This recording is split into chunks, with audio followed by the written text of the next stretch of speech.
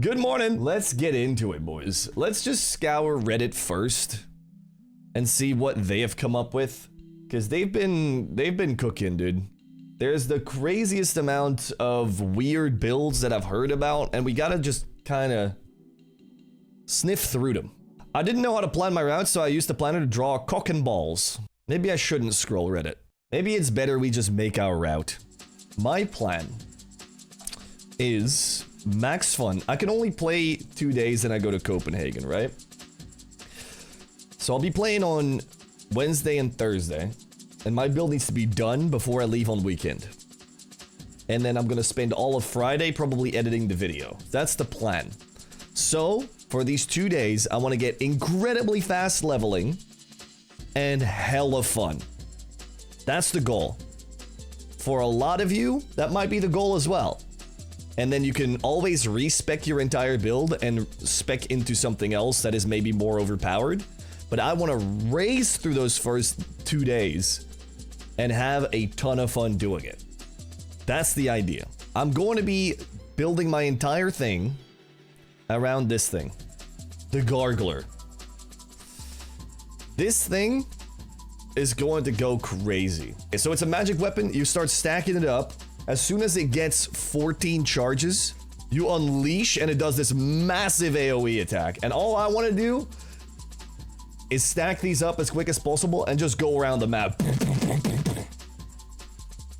Basically earthquaking everything, dude. It's also going to be really fun in TOB in Nilo Room. I'm going to be an incredibly support player. If I can just... because it's typeless damage, I can just clean up Nilo rooms, and it's going to be really useful for the people that are playing with me. That being said, I need to dive into what kind of damage it does, what kind of element, I guess. So I'm quickly gonna listen to Mr. Skritic here and go over the Lithic scepter again. If I'm gonna take this as my main weapon, we need to quickly find out how it works exactly. Okay, so from 5 onwards we can do the spec, okay? So it seems really slow, but you can make it 1 tick with a tree. So if you do 14 ticks later, you're full. And you can do it every 5, so by the time this guy has cast now in the video, you already have 4 stacks. Okay, so we don't know what, like, if it's any elemental stuff or whatever. So that's going to be a bit weird. That being said, early on, I think the main thing about this league is you want to make a leveling tree and a tree when you've actually got your build or the weapon that you need. So this is the thing everybody's talking about, the Masteries, the Demonic Pacts Masteries. They look very confusing. For a lot of people that have never played Path of Exile, it probably kind of is. But, again, what I've said just now, I think the only thing you need to prepare is you steal an endgame build from somebody who knows more, and you maybe either make your own or steal a leveling build. Because you're going to be able to respec this 3 times, so you can completely reset this tree. I think those 2 things are really, really, really important. It's just so that early game, you will also benefit from this tree, and it's not just like, oh, I'm building towards my endgame goal, but as long as I don't have my endgame weapon, this whole thing is going to suck. You're going to be able to get 40 points in total at the end of the league if you've done all the contracts. So, yeah, you're going to have a lot to play with. That being said, I think I'm going to start building my starter build because the early game leveling build is going to be way easier to build. So I'm going to try and figure out how I can make this Lithic scepter work first, I reckon. So let's... Whenever your combat spells regenerate runes, your magic level is boosted by 1 for 30 ticks. It's not that great, but sure. We also want regeneration. We want regeneration here as well. Whenever you regenerate ammo, you have a 25% chance to fire a ranged echo. We could pair it with ranged echo. I don't know if ranged echo builds shatter stacks, though. The scepter gains up to 14 stacks of shatter every hit that lands on an enemy. So if this... I don't know if this also... like the ranged echoes also add. Because otherwise you could do a scepter build, 1-tick scepter build, boom, boom, boom, boom, boom, boom, boom, and every time it also shoots a ranged echo. That'd be kind of huge. But I don't know if that's possible. We could get more regen here, more regen on runes. This is a wasted one. Healing with Demonic Pacts overheals you, sure, sure, sure. Prayer penetration, regeneration. I want all the prayer pen points. Maybe that's a Path of Exile reflex of me, but prayer penetration or elemental penetration in Path of Exile is insanely OP. So I'd love to pick all the penetration that I can get. I'm just gonna check if there's much. While a bow is equipped, range echoes never miss. I will not wear a bow, I think. No. More regen. I'm just gonna start clicking things and then we're gonna get rid of a couple. But we're gonna have to spec into this magic tree because of the staff. Accuracy is good. Whenever your combat spells regenerate air runes, you have a 15% chance to restore prayer. You're healed. Whenever your combat spells regenerate fire runes, the damage of your next spell hit is increased per 1 rune generated. That might be huge. What is it? What do they mean by whenever your combat spells regenerate runes, though? 50% chance to regenerate runes, ammo, and charges. Regenerate whenever you use runes to cast a spell, fire ammunition from a range. Ah, that's a problem. Because the staff doesn't... It's a charged staff. So it doesn't consume runes. Oh, wait. Sorry.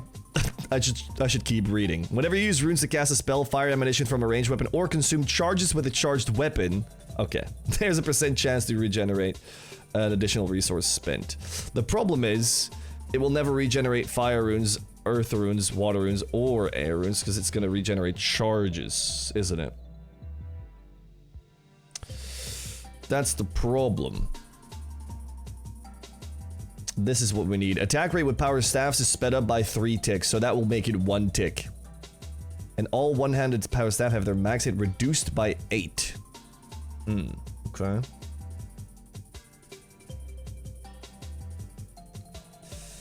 Okay. Attack rate with combat spells in a spellbook is sped up. We don't need that. Fire, spell, cast, burn. See, the problem is that this is not elemental. That's the problem. I guess what I've just come to find out is you're gonna have to work with the scepter and something else, I think. I think you might have to spec into shadow or something. Let's just spec into our charged staffs and see what it does. Fire spells cast burn up to 6% of your maximum hit points.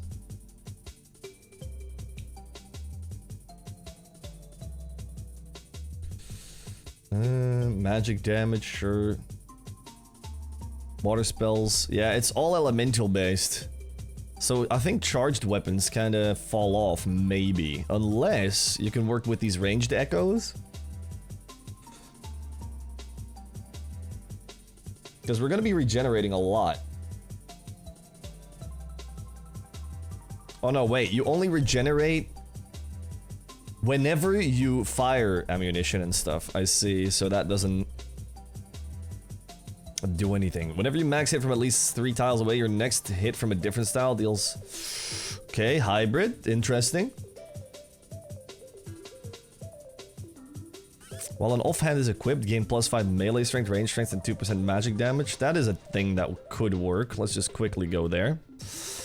Thrown weapon, no. Range echoes can now trigger additional range echoes at half the chance. Sure. I don't think there's much here for the mage tree. See, I think the scepter is great, but it just falls off because it's not elemental, so you can't use any of this, basically.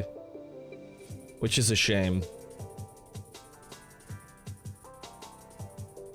Whenever you regenerate charges from a powered staff or wand, also regenerate 1 air rune. Wait!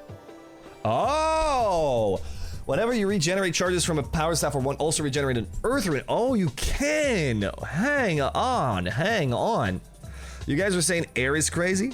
Air spells have a 1% chance to max it for every 1 prayer bonus. This chance is doubled against enemies weak to air. Water spells bounce back to you, healing you. Fire spells applies burn, and earth spells additional flat damage based on your current defense level, +1 damage per 12 defense levels. Earth might be the play then. Just flat damage on that explosion? Wait a second, boys. Wait a second.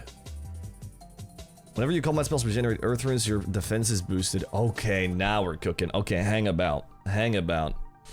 So that means we go this, and we don't do this. We don't need accuracy. And then we go... Oh, and then you want these defense level boosts. I'm assuming... Does this cap out at 99 or not? Because if it doesn't, and you can somehow get like 200 to defense... Then it's kind of crazy. It does not cap out. See, that's what I would think as well. Then you can go crazy on max hit with this earth. Hang on, this might be good.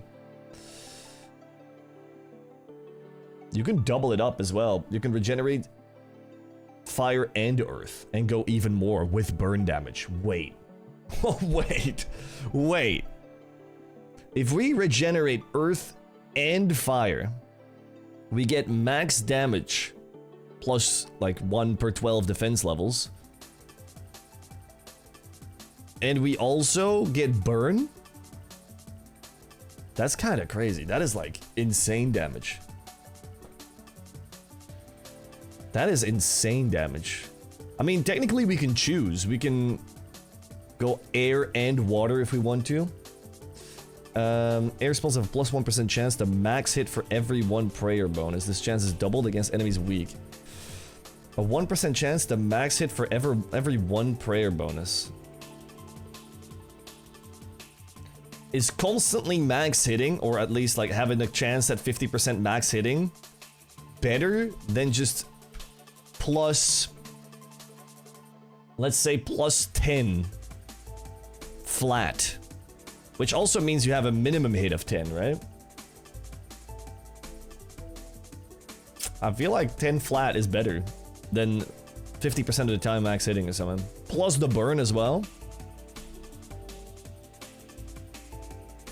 It does say fire spell hits though. So I guess that doesn't count then, now that I think about it. Fire spell cast burn up to 6% of your maximum hit points. Yeah, it's not a fire spell hit.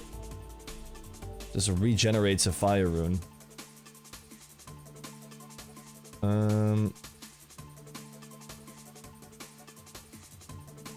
Whenever your combat spell regenerates fire runes, the damage of your next spell hit is increased by 1 per rune generated.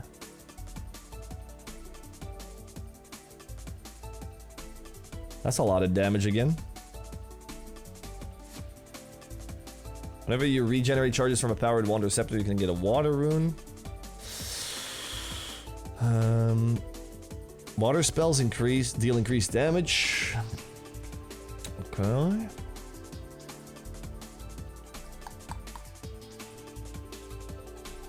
Air spells deal 7% damage for each active prayer. That was a charity yesterday. We raised 2,137. Wait, how much was it? $2,170, dude. The charity stream was absolutely amazing. Thank you for contributing to everybody. Did I not just see something that when you shoot an air spell, it also restores a water or something? Whenever you regenerate, also an air rune. There is some synergy that I'm missing. Whenever an attack deals 0 damage to you while either a two-handed shield is equipped or an offhand is equipped, you're healed for 2 and restore 2 prayer points. Prayer pen, prayer pen. I feel like this is not enough damage yet. Alright, if we're not gonna do the burn, then we don't need a fire rune regeneration. So in that case...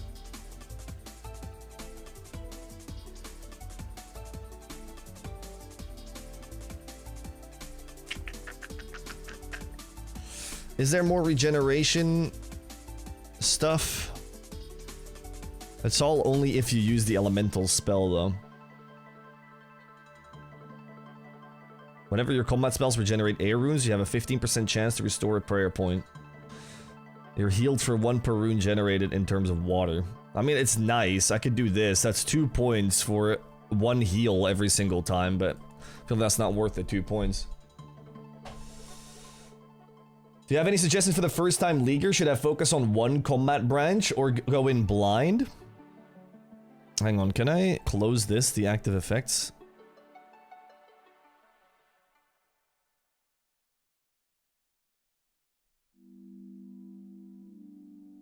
Can I get rid of this? Somehow? I would say you probably want to get yourself a guide for your endgame build. I said it a little bit ago at the start of this stream. I feel like I'm gonna put myself to the left, hang on. I feel like you want to get a leveling build and an endgame build with this tree right here. If you're a bit overwhelmed by this, I would say get a guide for whatever endgame build looks fun to you. There's gonna be plenty on YouTube in a couple days. And then as of your leveling build, I feel like that's gonna be mostly the same for everybody because you're gonna be able to clear this 3 times this league. So you can have an endgame, you can have a leveling build, and then you can clear all of it when you get your weapons, and then you can build the correct one based on the weapon you got. That's gonna be your endgame build. But in your early game build, because you're in Varlamore and there's a lot of like 2-handed weapons, I would just probably go melee. Just to feel the power early league as well. And then clear the entire melee and then do whatever you would do with a build you have looked up on YouTube later. That's what I would do.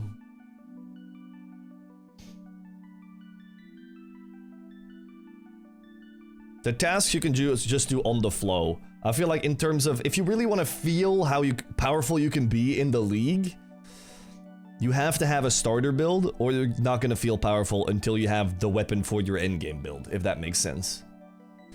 So that's the only thing I really want to say to the new players. Like, don't start building your endgame tree instantly. Also have a leveling tree. Otherwise, you're going to feel very slacky at the start. How many points have I spent? 26. I still don't really know if this is strong enough. I can spec into the one-handed stuff, right? This is all melee weapons. I do like the recoil. Water levels, water spells for leveling is going to be nice. I also want to try it with a Titan staff. Yeah, Twin Flame Staff's gonna be good, for sure. Dude, I'm scared that my my build right now is gonna fall off quick. I need more damage. And this mage side of the tree doesn't do too much for me. Because it's all elemental based. Yeah, once again, this is Earth spells deal additional flat damage based on your current defense level. I'm not doing Earth spells, I'm doing typeless damage, so this actually doesn't work either. I feel like charged staves are kind of dead. So maybe... What type does the Eye of Ayak do?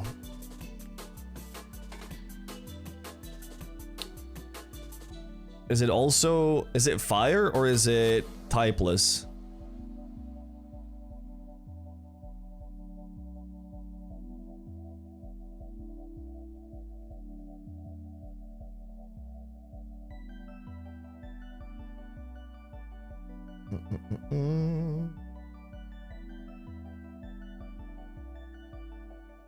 Look at the fourth row in the range 3. Oh, that works for mage as well. What do you mean by fourth row? 1, 2, 3, 4. Alonal Fan is equipped, gain +5 melee strength magic damage.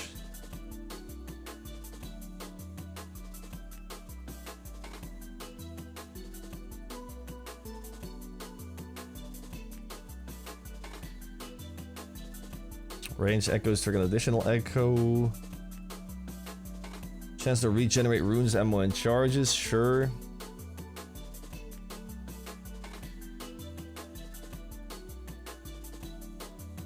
They have a 5% chance per attack in any style to roll max accuracy. That's good.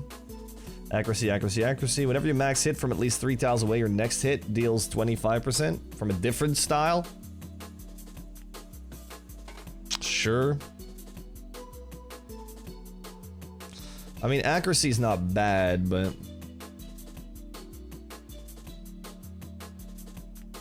This is all accuracy, so I guess, yeah, that works-ish. The thing is, I don't have a single big note. Which is really bad. And none of them work with the Lithic scepter. Air spells, water spells, fire spells, earth spells, and it's none of them, it's typeless. So that really sucks. That really, really sucks.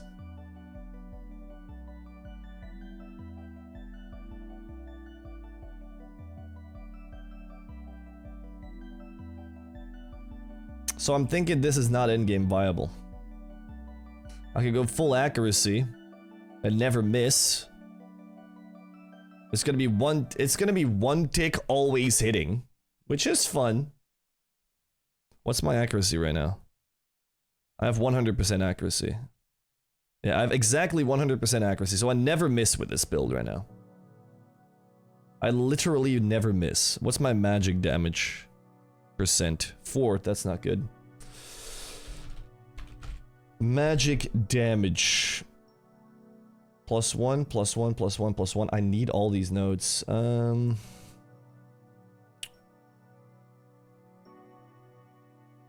many points do I have? I've got 3 more points. Okay.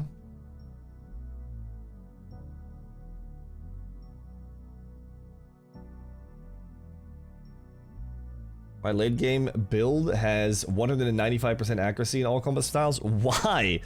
If you have 100, you never miss. Why would you spec into all those nodes? That's so many points you could use somewhere else.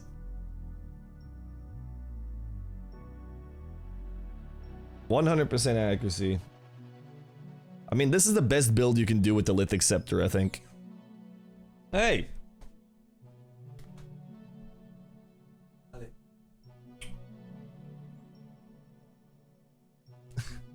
Wait, what is your aan?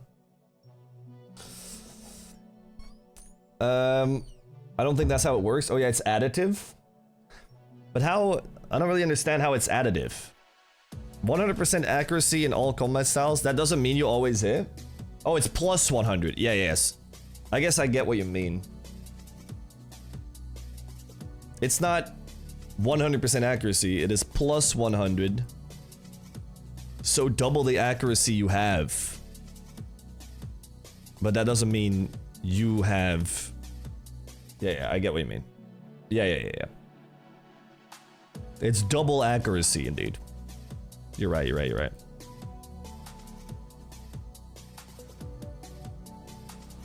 Yeah.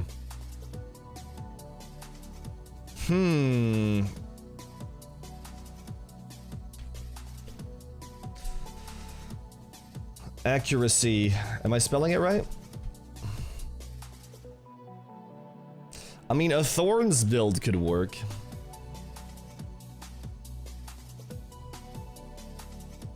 I've got 40 nodes now. I don't think the Lithic scepter is viable, guys. I think it's gonna be fun. I think it's not gonna be bad mid-game. But I think it falls off pretty quick compared to all the other builds you can do. But this is the best Lithic scepter build, I think. And I think it will be fun. No! God damn it. I just got rid of my scepter, my atlatl build. Lithic scepter.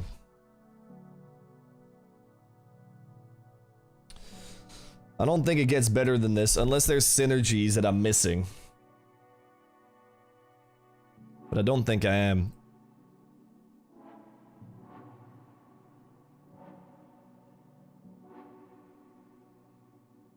You could hybrid it into a recoil build if you wanted to.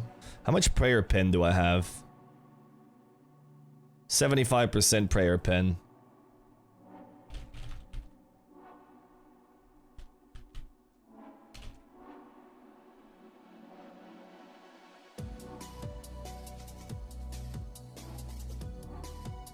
What do you need prayer pen for? There's nothing protecting Mage in the game? Surely there are. I don't really think of anything though. Maybe we don't need prayer pen, but I don't know what else to spec into then. We could go Thorns with an offhand.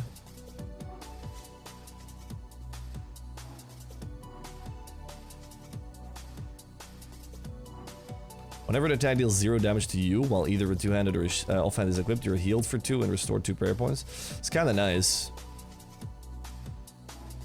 There's too little to care about prayer pen. Yeah, maybe you're right. Maybe prayer pen is not really needed. In that case, I'd say go Thorns. And then this will be your Lithic scepter build. I don't know. It sounded fun. Spamming around the map with your Lithic scepter, just maybe not viable. A Thorns Lithic scepter build looks really fun, super high accuracy. It would be nice if wearing an offhand would regenerate one of those charges.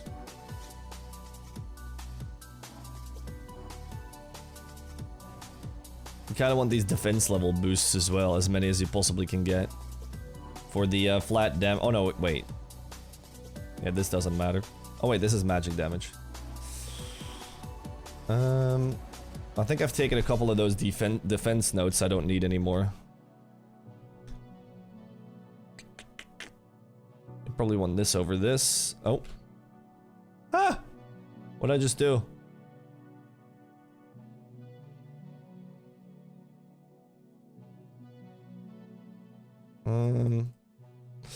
Hang on. If we're doing this, let me optimize the tree real quick, because I've definitely made a couple of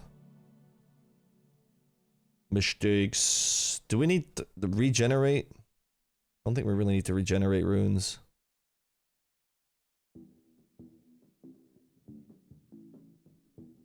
Let me optimize this real quick. We don't need this. Why does it keep taking my entire tree out? I don't need this. Hello? Why does it highlight this? I don't want this! Oh, because there's no connection here, sorry. Stupid.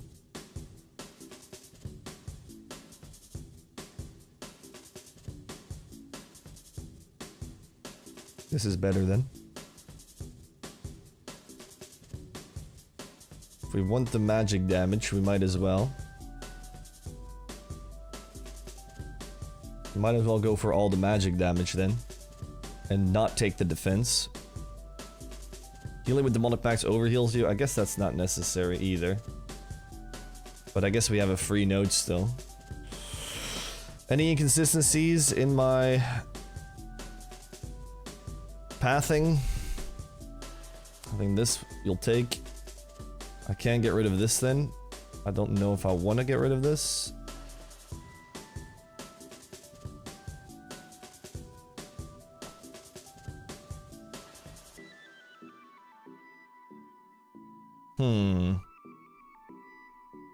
I think you'll take it for just for the quality of life.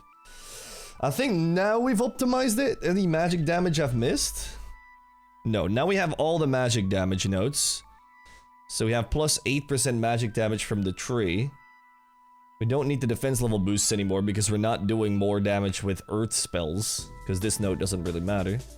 We got all the magic damage here. We don't need prayer pen. We have a little bit of thorns. We can still maybe make the thorns a little better. We don't need rune regeneration. If we can somehow save one more tile, then we can pick whenever an attack deals 0 damage to you. If you have an offhand on, you're healed for 2 and you restore 2 prayer points. I think that's kind of nice to have. It's not huge, but 5% chance per attack in any style to roll max accuracy. That is increased by 5% for each tile distance between you and the target. Yeah, that's not bad.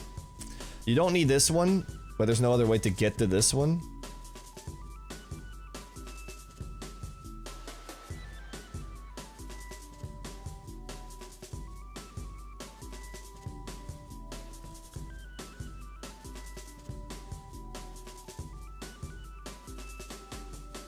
Yeah, you can't get rid of this one.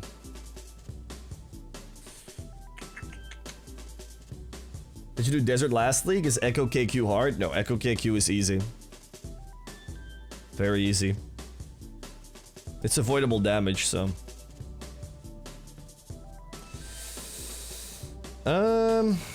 Yeah, probably the best Lithic Scepter build, this one. With a little bit of Thorns.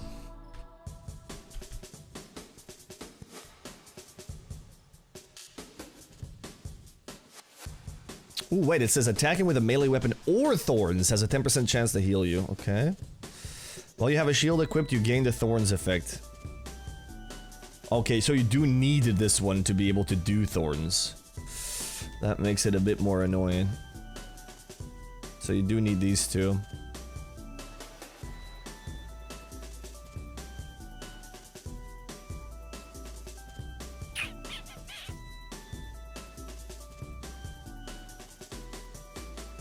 Okay, I need to somehow find one more tile, so I guess we'll remove one mage damage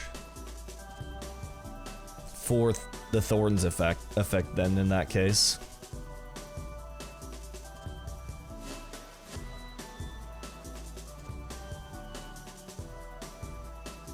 I kind of want this node without taking these, because I can get rid of that one. If I'm not taking that one, I can get rid of this one as well. And then I can take regen runes again if I need to. Thorns.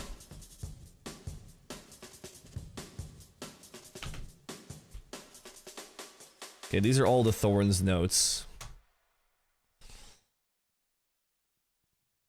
No, they're not. Dude, it's so annoying if I type Thorns that it doesn't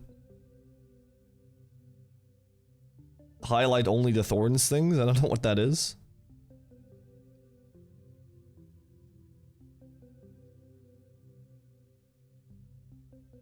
What up, Wiggy? How you doing? Yeah, good work, Momo. Dragor Blowpipe fell off pretty quickly, but it was really good early game.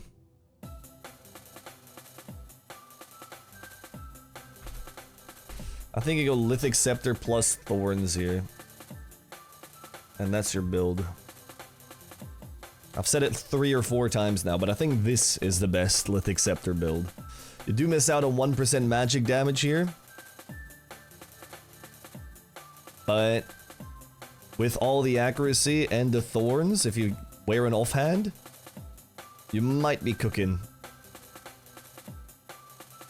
How was the charity stream yesterday? Amazing, dude. We managed to get $2,170 towards the MS Society, so it was fantastic.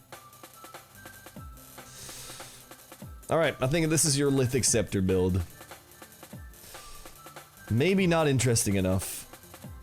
How about Fang of the Hound? See, the thing is, I want to make a max fun build. I've already said this, right? And max fun to me means not meta. Because I think the main build most people are going to do is Bluetooth Noxious Halberd. The 7-tile Noxious Halberd or the King's Barrage build. And even though meta and doing a shitload of damage is fun, I want to get these things to work, man. The Fang of the Hound, the Lithic Scepter, maybe the Shadow Flame Quadrant. The Infernal Tech Paddle I would like to make good, but it is just base level mid. Because the Blood Moon Boppers are the same thing. Apart from the special attack. This is your leveling build. Maybe we should make our leveling build first, now that I think about it. Because it's going to be easier to build, as I said at the start. So let's... leveling... build. They also have Demon Bane, so they'll be bis in certain places. True. Alright. let's make our leveling build. You start in Varlamore, you have very quick access to boppers, whether that's the Frost Naguas, the Earthbound Tick Paddles, or the... It's escaping my brain right now, but you have a lot of melee quick weapons. Varlamore weapons? Is that... Am I gonna be able to find what I can get in Varlamore on the wiki page? Is the Shadow Flame Staff one-handed? It's one-handed, yes.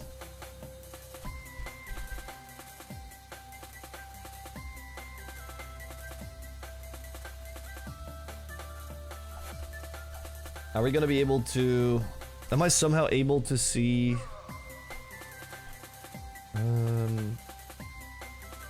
regions? Varlamore region... Demonic Pacts. There we go. This is what I was looking for. There we go. Alright, so these are the weapons we're going to be able to get in Varlamore. I think. I don't know why the Unsired is on here.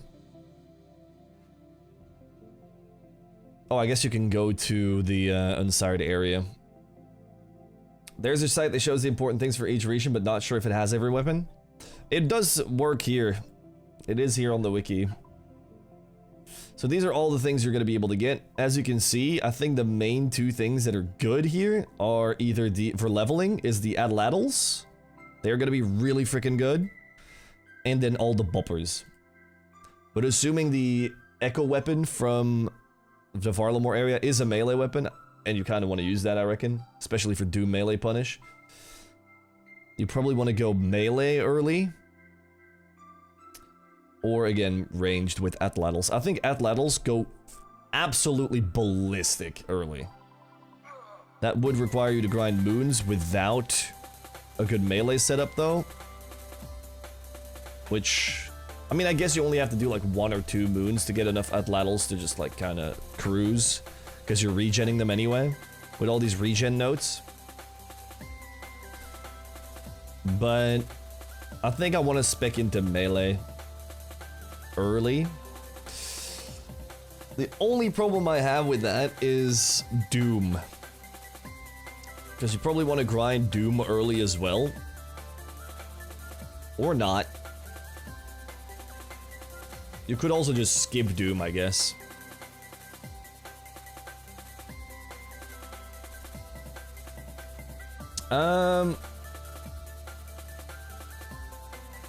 Don't these require a Slayer level? The Earthbound Tech Paddles and the, Sulfur Naguas. They require a Slayer level, right? 848. Oh, but these don't. Wait, hang on. Or the Nagua. Yeah, they do. It's all 48 Slayer for Naguas.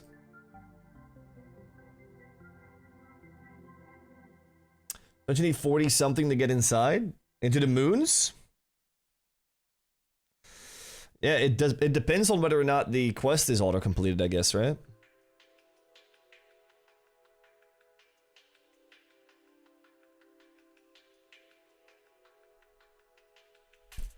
It is auto-completed? Okay, that's free then.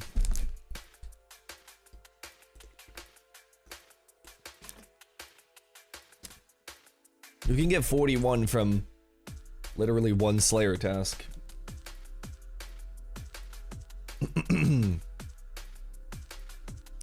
Yeah, I think there's 2 viable beginner builds.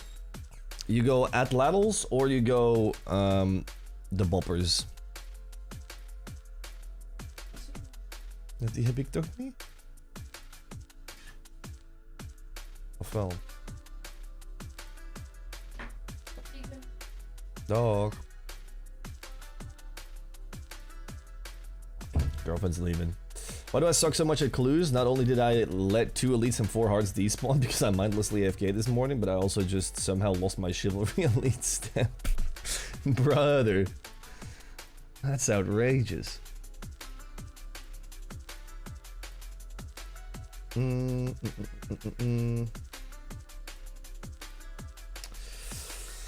Assuming we go boppers and we can only complete, let's say, 12 Demonic Pacts, right?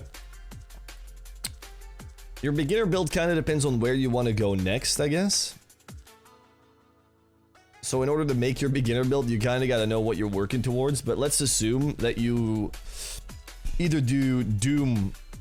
I think the Doom beginner build is your Atlatl build. That's what it is, I think.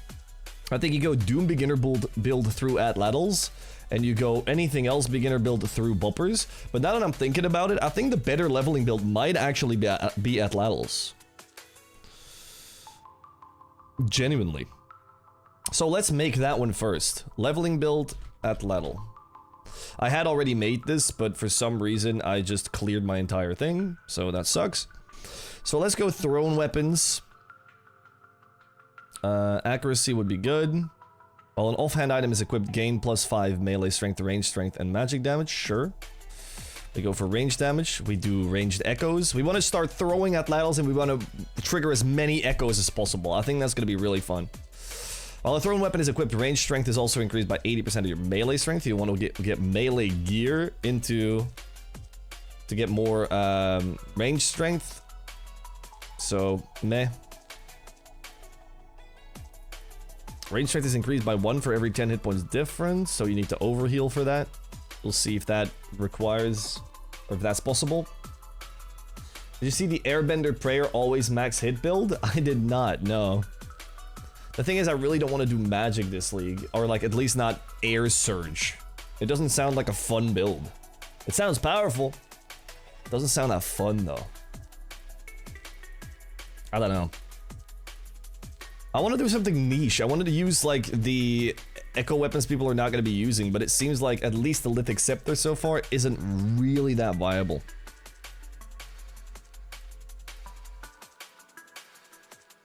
If you go for overheal and then you go for the range strength difference, that goes pretty hard.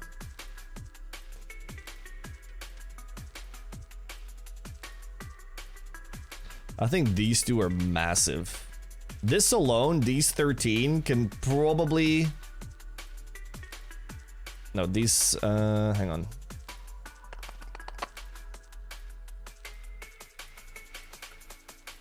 Hang on, dude.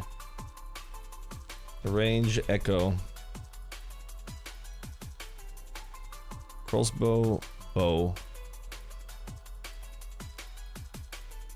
I think this is a really strong leveling build on its own for Atlatls already. But I wonder if there's a like a tick speed or something that you can get. I kind of want 1 tick Atlatls. I don't know if that's possible. Crossbow's attacks are slower, deal more damage. Range prayers are more effective. Bow's attack and tick faster. I guess there's none for throwing weapons, right? Hitting with a bow increases your bow max hit. I want faster thrown things.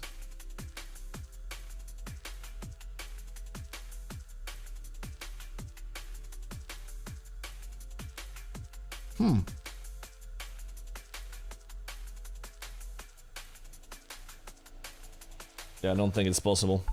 Sunlight Crossbow is also insane for how easy it is to get with the Crossbow Pact. Ooh, that's an interesting leveling build as well. That being said, I think the only viable build with crossbows is super slow crossbows, super high damage. And again, that doesn't sound fun to me.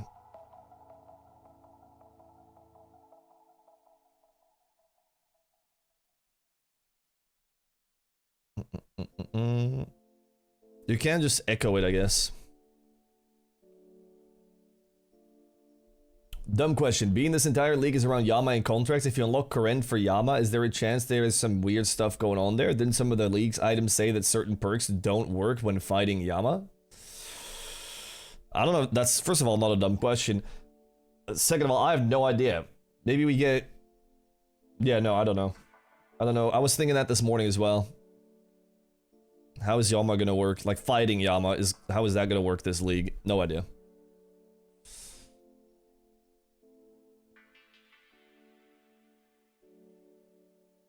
Crossbows always max hit is crazy. That's crazy.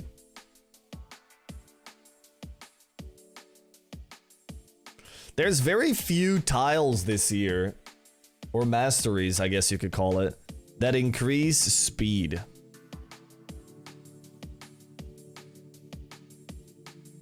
I think this is your... Hang on. Let's say you need to grind moons. You're gonna be grinding moons with... I would assume... probably the sulfur blades or something, right? Or glacial tomotlis, or any boppers is what you're gonna be grinding moons with. For your atlatl, I guess. So you probably wanna...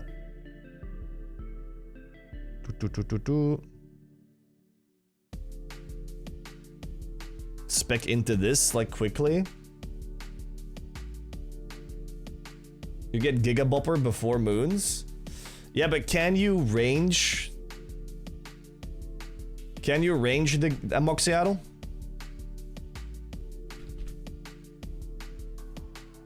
If you can range Amoxiatl, you can just mess them up with darts, I guess.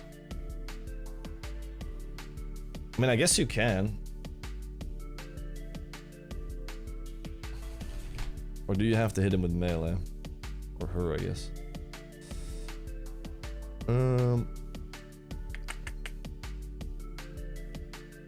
I guess you can. She's got a lot of range defense, though. Plus 200.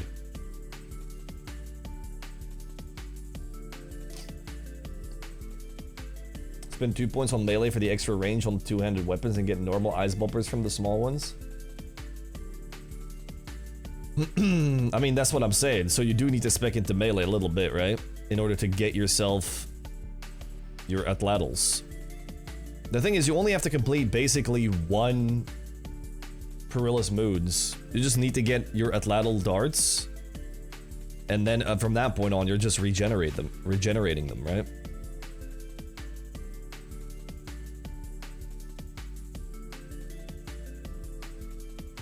While a thrown weapon is equipped, range echoes have 20% max chance to max hit. All thrown weapon packs will work with an Eclipse Atlatl.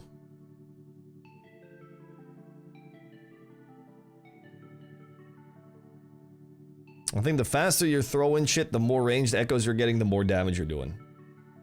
I think this is a pretty fun starting build, but you just need to figure out how to get your Atlatl. So you have to complete one Moon's run somehow. And for that, you probably need to spec into a little bit of melee. Assuming that you're gonna be doing your moon run with Glacial Tomotlis, probably. But you need to also kill these guys for the Glacial Tomotli, and it does not have, like, it can't feel horrible. Let me think. What can you buy in Varlamore? Varlamore, RuneScape.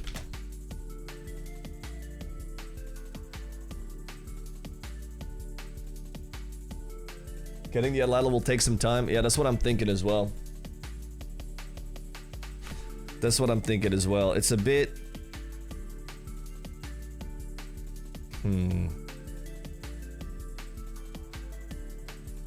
I mean, what other beginner build ideas do you have? You can have the Hunter's Crossbow. Crossbow is always max hit, always high accuracy, but it is hella slow. Wait, you can absolutely destroy a Amoxiatl. If your crossbow always max hits with double accuracy, you're just gonna be like... You're gonna destroy everything. It'll be slow, but it... And with the Hunter's Crossbow, which is 3 tick, it'll be 5 tick, which is just normal crossbow speed. Right?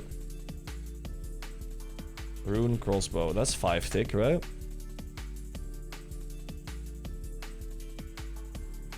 Yeah.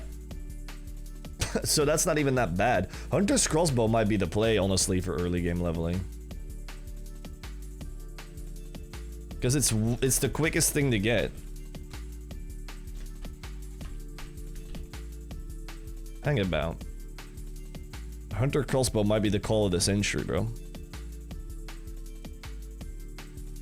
Which is crazy accuracy.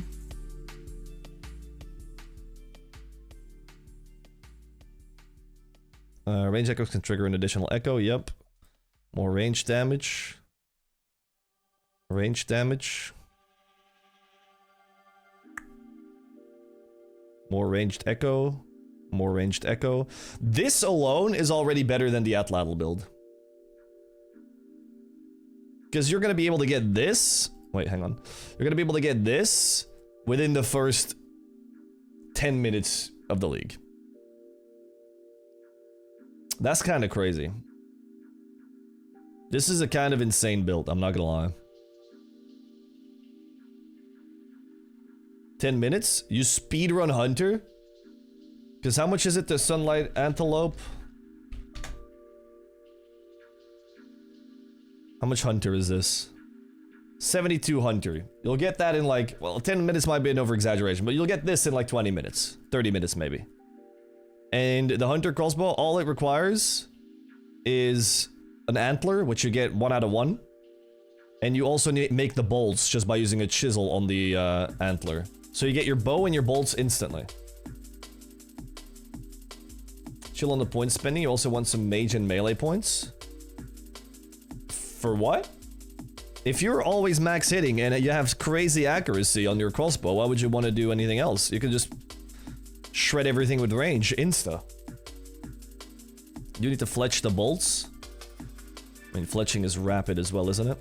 74 fletching, that's a bit, actually. 74 fletching is a bit. I just looked at the tasks that unlock Demonic Pacts. Oh, wait, can you link that? Yeah, you gotta make sure that you can get 16 points already early. I think doing this crazy damage early is really good.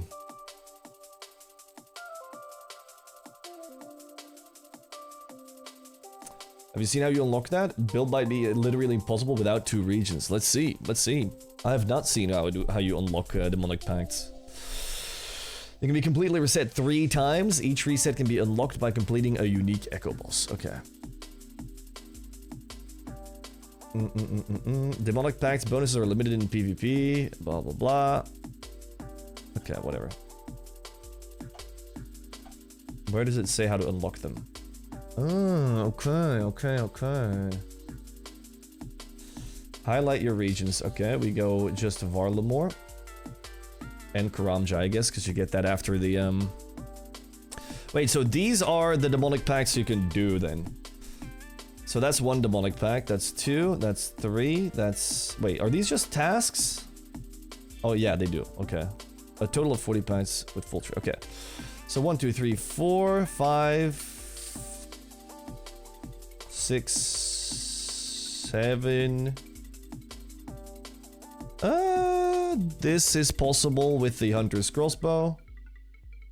This as well, but it's gonna be a bit late. Let's skip this one.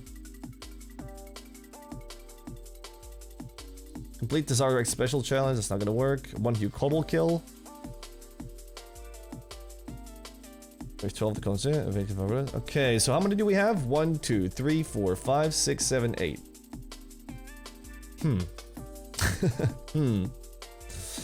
Maybe you do want a second region. Let's see, wilderness.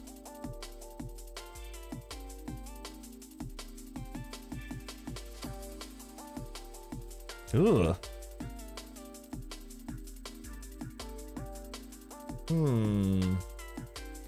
Huey's free as it's mass? I guess we'll add Huey. But this one's only possible if you have good damage. 1, 2, 3, 4, 5, 6, 7, 8. Let's trim this down to the absolute minimum. We do need these two like 100%. Let's assume we get rid of the range echoes. Okay, this is the absolute minimum. What is this? 12. Okay, you do need a second region then. The Amok's Echo Balls is supposed to be really easy. Yeah, you can indeed do it with this build. The thing is, you need this build already. And that requires 12 points, so you're gonna need another area for sure. 1, 2, 3, 4, 5, 6, 7, 8. So that's 8 easy points. And then 1 region.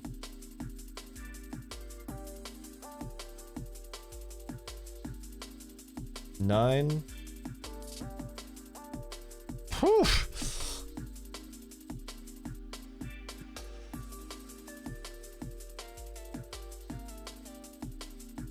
Bro, what the hell?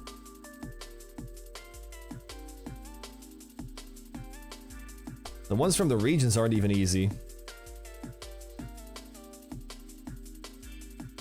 Is this some kind of new addition to Clue Scrolls, or why are you doing this? I hate you, DNAS.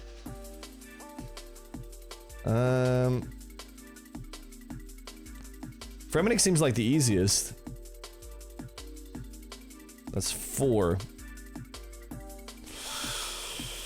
Ooh, diving into this Demonic Pacts is gonna be more tough than we thought. Interesting. Oh, that's not what I wanted to click.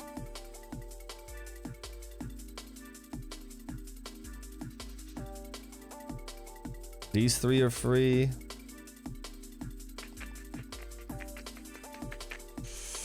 Okay, interesting, interesting.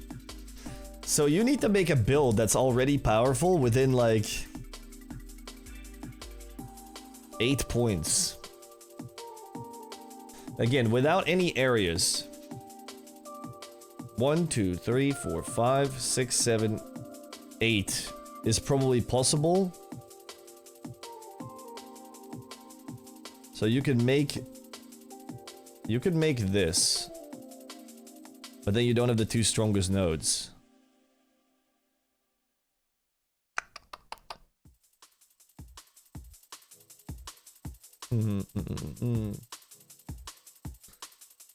Anything down a melee tree you're planning on getting? 1 thick powered staff or faster bow seems like the best start. You just need as much damage as you possibly can early to get this done, this done, this done. 1, 2, 3, 4, 5, 6, 7, 8, 9, 10, 11. See, then you're already cooking, but you need damage for those. For these 3, you need damage.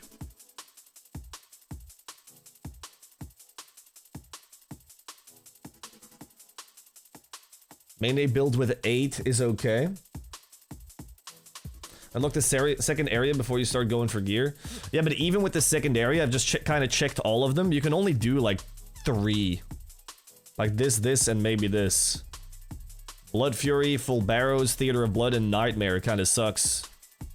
So like every single area that you do. Grubby Chest, Lizard Shamans, Gotizo.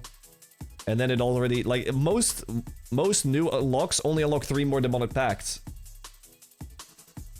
Sunlight Crossbow for Fire Cape? Yeah, but that's just gonna be boring and long, bro. You're gonna lose, like, 2 hours. At the start of a league, you don't want to do 2 hours of struggling Fire Cape, let me tell you. That's the last thing you want to be doing, dude. If you want to burn yourself out of a league, go do a Fire Cape with shit gear early. And see how everybody is, like, level on 100 when you come out of it.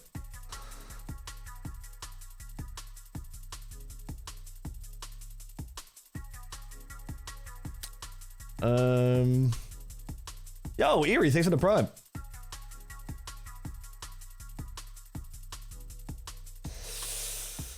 I'm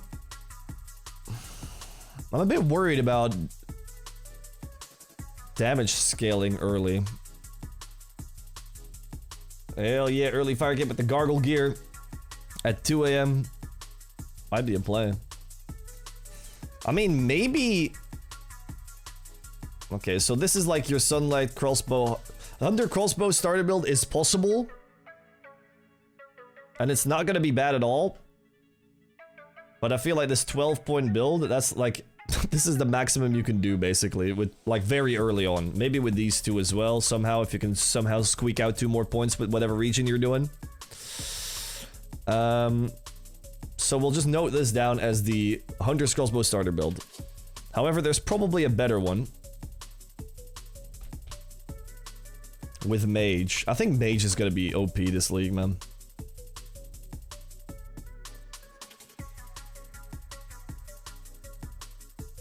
Seems like Jag slammed the door and trying to cheese through it fast. There's definitely going to be a cheese starter build, leveling build, and we're gonna find it, bro. We're gonna find it.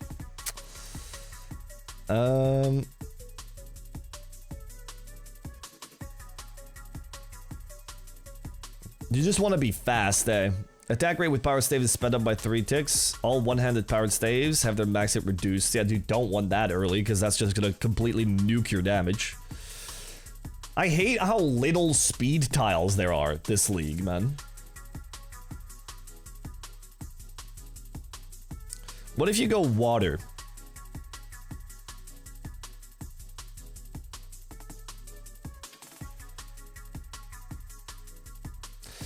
What does higher health percentage mean? Oh, just your main health?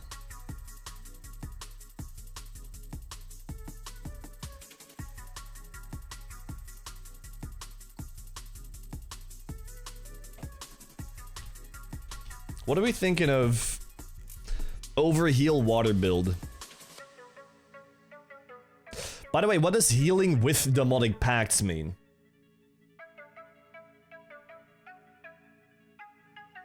Like, water spells hits bounce back to you, healing you for 60%. That is healing with Demonic Pacts, I'm assuming.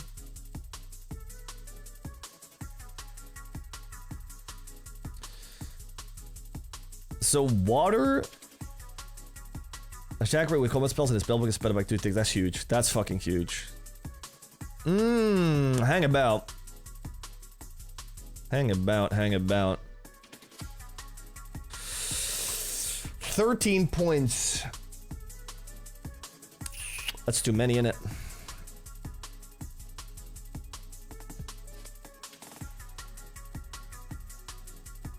This is not a bad build either, because you can just go Water Wave, Water Blast, Water Bolt, whatever. You're dealing a shitload of extra damage because you're going to be overhealing 60%. So that is... Wait, am I dumb? Oh, of your base hit points level. So yeah, you're going to have like double your hit point, like half of your hit points plus your hit points basically. So that's quite a lot, which increases your damage as well. And it's gonna be quick as well. And everything in the fight caves is weak to water. So your fire cape is gonna be way quicker. And then it does become worth it to go for the fire cape, because you're gonna be able to get a sub like 40-minute fire cape with this. Because it's so fast. It's gonna be like 3-tick water bolt. But then again, it's 13 points, which is too much. You can do this, and then you have 10. That's still too much, though.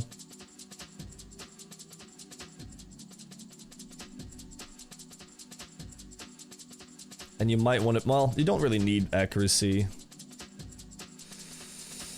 And once you get the Czar task done, use a first reset. I think you can only reset if you killed Echo Bosses. You can kill 3 Echo Bosses total. So your Unity and Moxie out will kill to reset.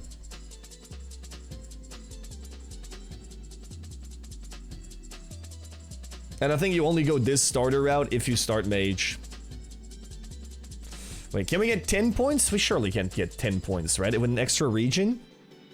1, 2, 3, 4, 5, 6, 7, 8. If you go Mage, you go Kandarin. 9, 10, 11. And then let's assume you also get a Trident from those 50 Kraken Balls KC, so 12. And maybe even an Abyssal Tentacle. But you need the attack level for that, so... Does require 87 Slayer, though. Very annoying that Kandarin... Okay, but maybe we don't take Kandarin first in our Mage build. We take... Let me just theoretically make a Mage build here. When is League? Next Wednesday. You can also get a Dragon Hunter wand, which is pretty goated if you're going Mage build.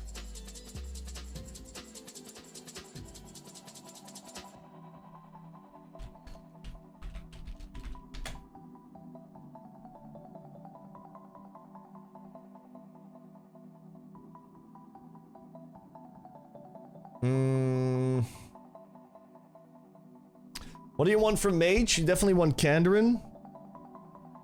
You probably want to go Tyranwin.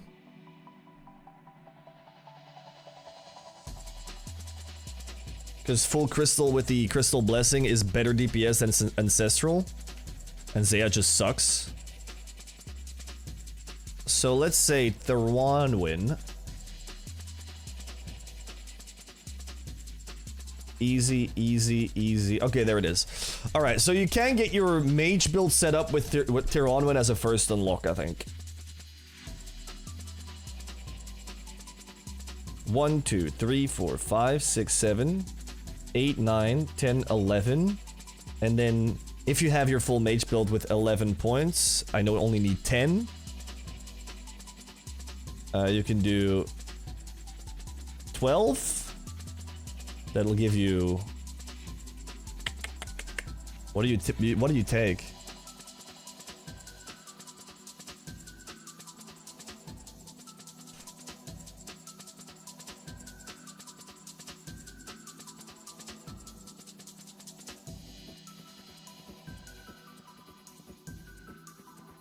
Probably just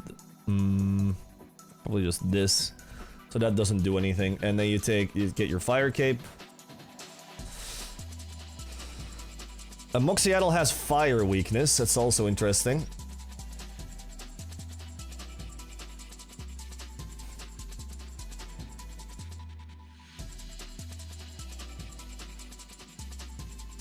So if the route is Mage, Tyranwin, get your fire cape, kill Echo and Moxiatl, you need to at some point spec into fire.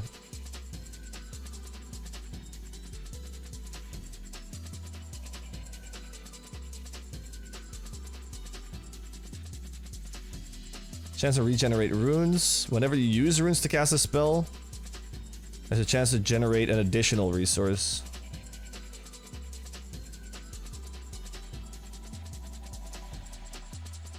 Dude, it's great. You have to... Man, okay. So you kinda gotta spec into fire before you go to Moxiatl, right?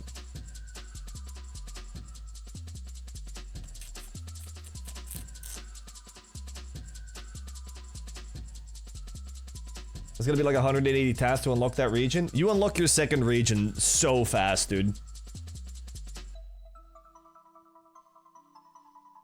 Foe had like a whole water mage Thorns heal build. Interesting.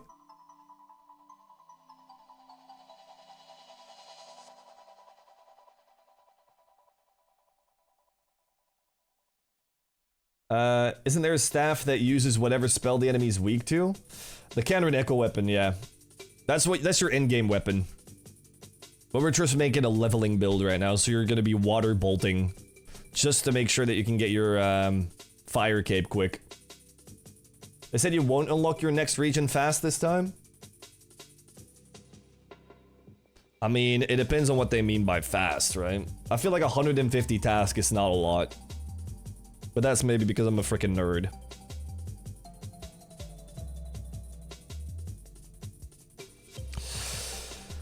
I'm thinking maybe you, early on, grind Corrupted Gauntlet until a blade. If you want a melee weapon. How common is it? Like tier 4 or 3? Isn't it like 70 tasks within the first hour? Yeah, even if it's 150 tasks for the next region unlock, you'll have it in 2.5 hours. Which I would consider fast.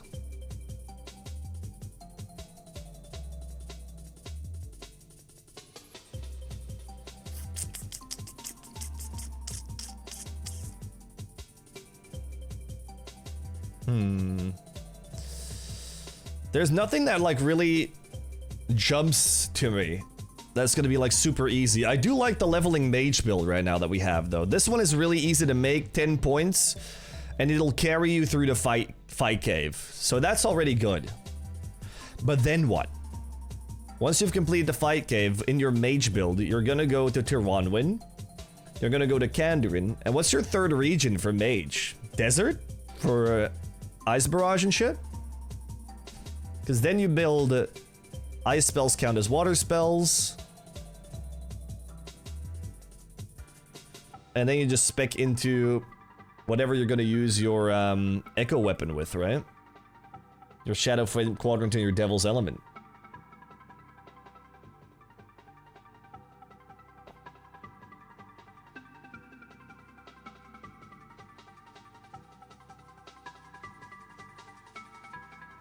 Mage, me and my friend are looking at Kandarin as Garnia Korend.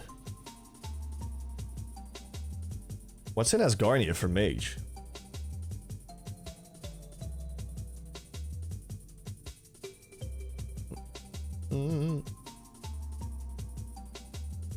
Also, the thing with me is, I would never pick Zaya with Mage. I get the pick that you want to get your Ancestral.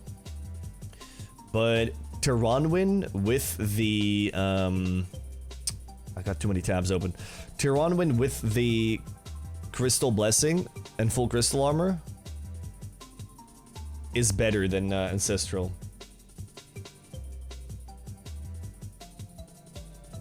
Mr. Zave.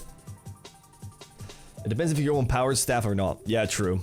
That's true. It depends on whether you want to Shadow. I mean, if you want to Shadow, you're going Desert, right? Regardless. So what I've got right here, I think Mage, the most general thing you go do is Varlamore, Tiranwin, Desert, Karamja. General. So Tiranwin... Wait, what am I missing? Kandarin. So you go Desert, Kandarin, Tiranwin for Mage, I think.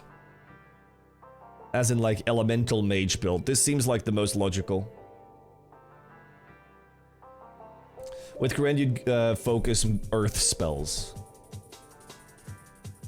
The Cerberus Echo Weapon is -1 kg. I'm gonna make a build in a second that focuses on the Cerb Echo Weapon, because it seems like the most fun thing. I wanted to make a build with a Lithic Scepter. It doesn't really work, unfortunately. It falls off.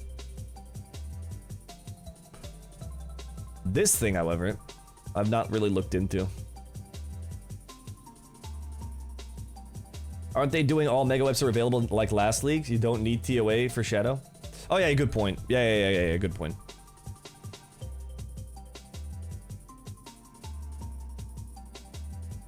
So you wouldn't need Desert, I guess. If you're going, But if you're going Elemental, you probably want to just Ice Barrage and make this whole Water Tree work with Ice Barrage, because it's just the strongest water spell.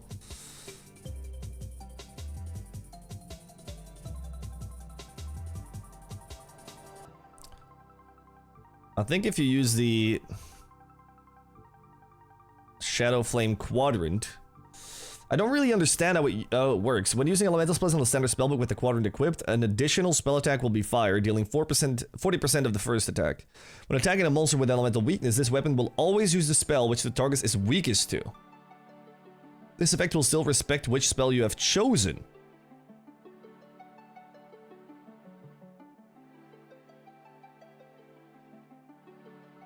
That's so complicated, but that's so incredibly strong.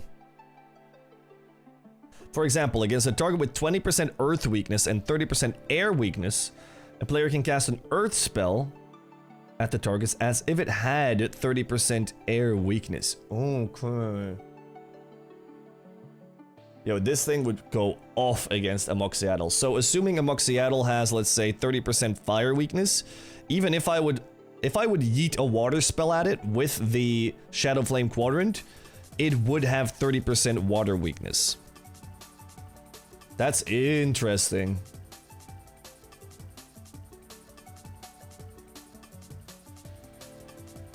And then plus Devil's Element. Yeah. Which gives another 30%. Yeah, Elemental is gonna be insane this league, dude. It's gonna be insane. You're gonna do 60% extra damage against everything, but, well, not always, but if it has a weakness, you're gonna do crazy damage. And a lot of things have a weakness nowadays. You guys are saying air is good? Air spells have a 1% chance to max hit for every prayer bonus. So max prayer air goes hard. Yeah, true. You don't need this then. See, that's what I was debating. Now that we have a couple more people in the stream, what do you guys think is better? A chance to max hit all the time? Where is it? Like a percentage chance to max hit. Let's say it's 7% for each active prayer. So that's, let's say 3 or 4 prayers, including protect items. So you have like, math 28? 28%. And then plus, let's say 40 prayer bonus. I'm just saying something. Let's say you have 70% chance to max hit. Is that better than never hitting under 10 and doing plus 10 damage? Always. What do you guys think? I feel like it's kinda samey. You can get up to 100% with good prayer gear? Okay, if you can get... But that's the thing, that's my question. Like, do you go for full prayer gear and always hit your max hit? Or do you go for crazy magic gear plus 10%? So you just hit... Your max hit is like double as high.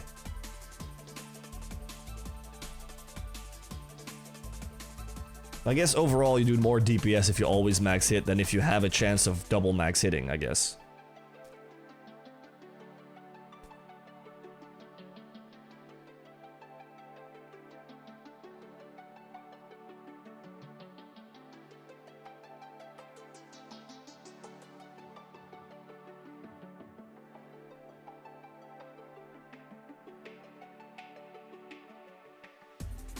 Oh yeah, it is raw damage. I thought it was max hit percentage, but it's just damage. Okay, then air is way better than earth.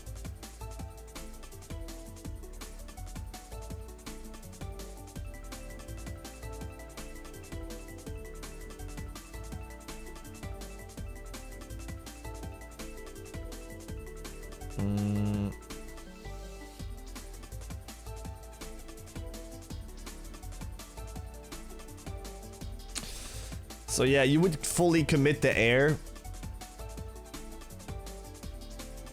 But you would level as water, I think.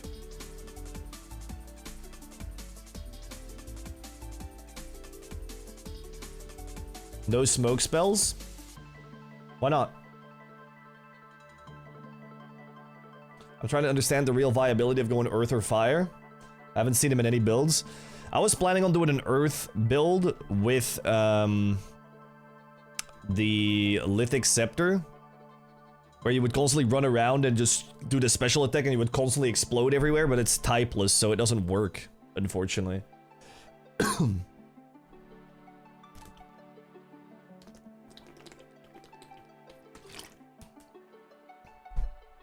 One tick trident is insane. Is it though? It does 8 less damage.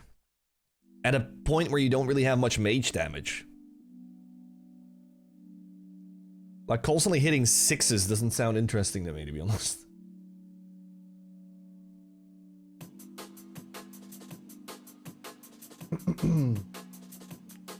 I don't know. It doesn't grasp me as much. The charge staves. I think this is really, really, really strong with his shadow. But I think air prayer build goes crazy endgame though. But we're thinking of leveling builds. I'm going off the beaten path here. I think leveling build, 11 points, go mage and go water is very viable. The problem is, let's say we build these leveling builds with the premise of you kill your first echo boss. So we're leveling. You could probably just do... You could probably kill Echo Hunlef with this.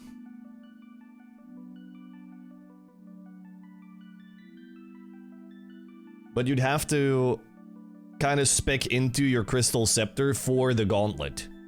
So you'll probably have to take this. And ideally get some prayer pen as well.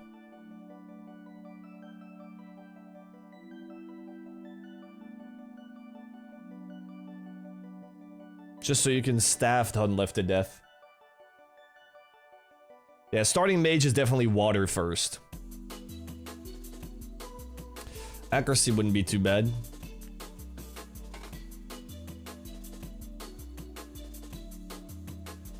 It's kind of unfortunate that you gotta full reset the tree and you can't somehow get respec points to just like take a couple out. Because if you fully reset your tree, you kind of gotta rebuild the whole thing.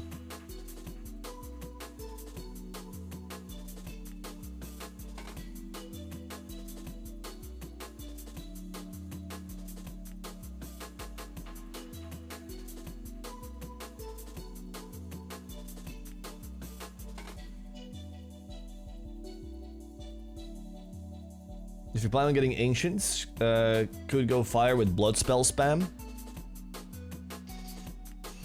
I don't think that would be better than going air all the time with Smoke Spell spam. You're gonna be doing so much damage with air spells. Yeah, unlimited changing doesn't work. Just like respec points would be nice. Like, no full resets, but every Echo Boss you defeat or something, or every Demonic Pact point you get, you also get one respec point.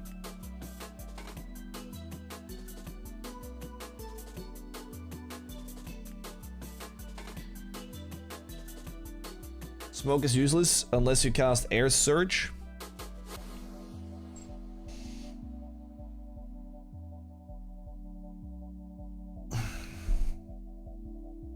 Oh wait, it has to be from the normal spellbook because of this. Yeah, you're right, you're right.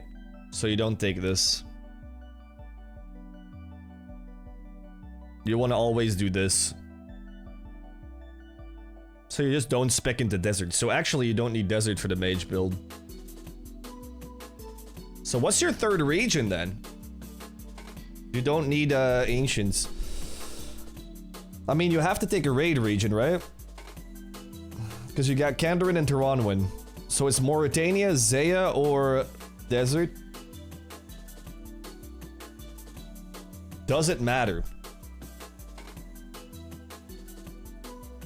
I mean, Nightmare has elemental weakness. There's a lot of points there. Mauritania might be a play.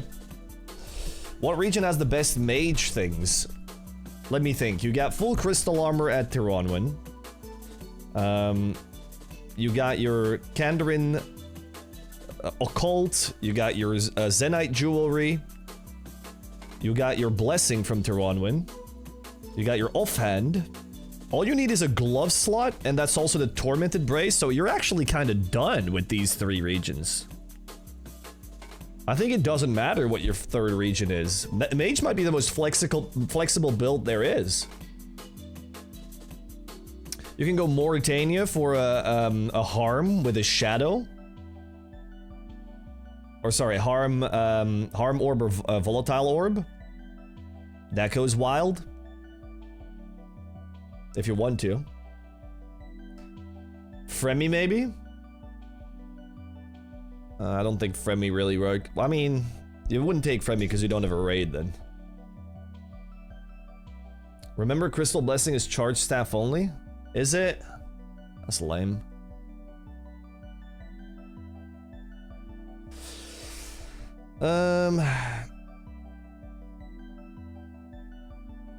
Blessing expands accuracy and damage bonus from crystal armor to all melee weapons and all magic powered weapons.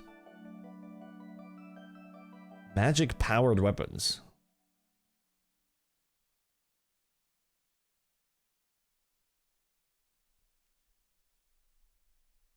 Wildy for the bow is a play.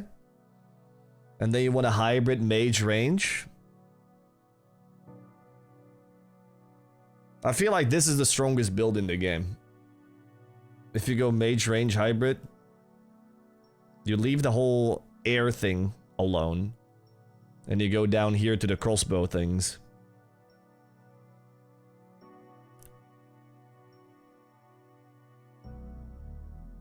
And then you get rid of this eventually, and you just become a crossbow build. But yeah, I mean, we're assuming a mage build. We're not assuming a crossbow build right now, because that just becomes a range build with a couple magic tiles. Can we nutshell this build for me real quick? We've not really built anything, mate. We're just doing leveling build right now.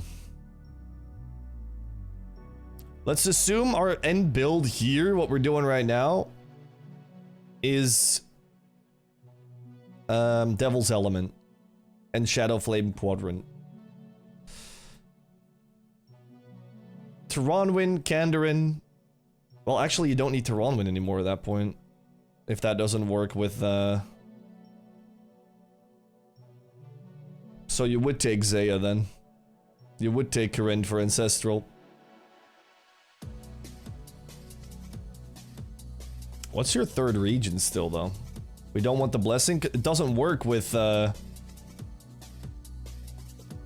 is it? Shadow Flame Quadrant.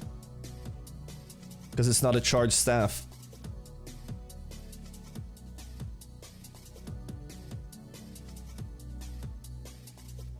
You only really go to Ronwyn if your endgame weapon is Shadow. And you don't go off of elemental weakness.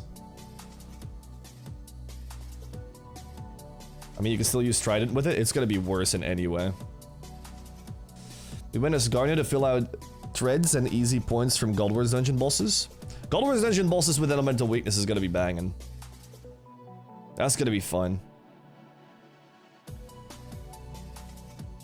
That's gonna be really fun. You can do this. This.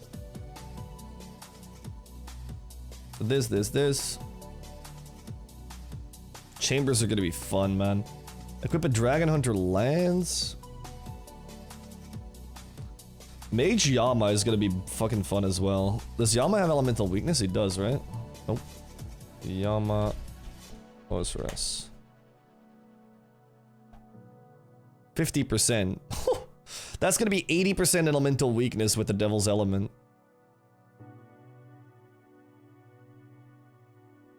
And you're spec'd into water, not that it matters, but... Actually, you'll do air. Dude, the full prayer gear air build sounds insane. With the Devil's Element.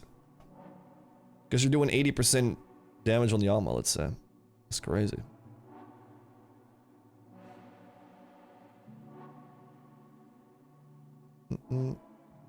Trident with Blessing is going to be insane damage. Is it? I really wonder if it is. I mean, if people have to run the calculations, I'm sure it is. But 8 damage reduced max hit is a lot, man.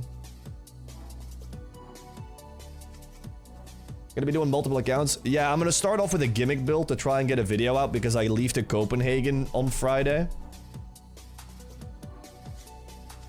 One tick in the sand? That's true.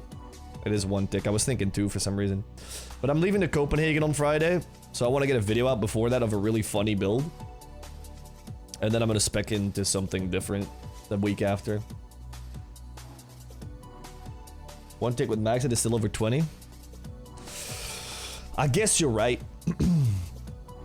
That might be one of the most powerful mid-game builds. Trident, full crystal with the Blessing. But I keep jumping from thing to thing. I keep reading the chat and then I constantly go off the build I'm making. It's terrible. So assuming our endgame is Devil's Element and Shadow Flame Quadrant, our early leveling is water, and then you go into air, I think.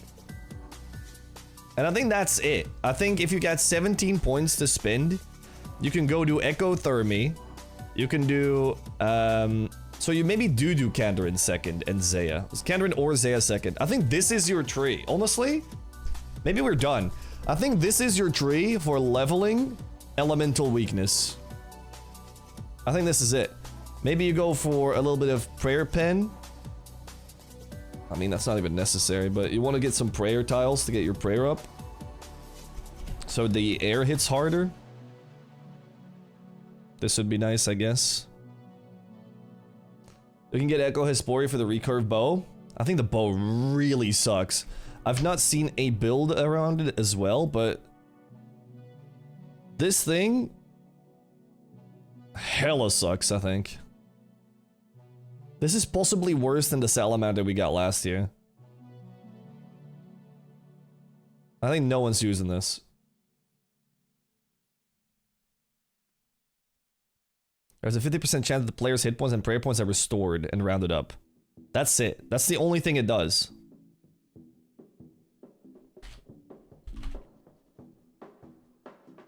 Okay, it's got the same damage as a dark bow.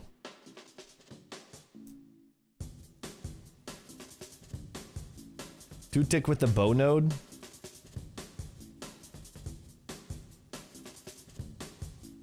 Where is it? One tick faster. Two tick is though. Hitting with a bow increases your bow's minimum hit by 1, capping at 15% of bend. Hitting with a bow increases your bow max hit by 1. I'm not convinced, man. I think that thing sucks. I think all the bow nodes suck. Apart from this one.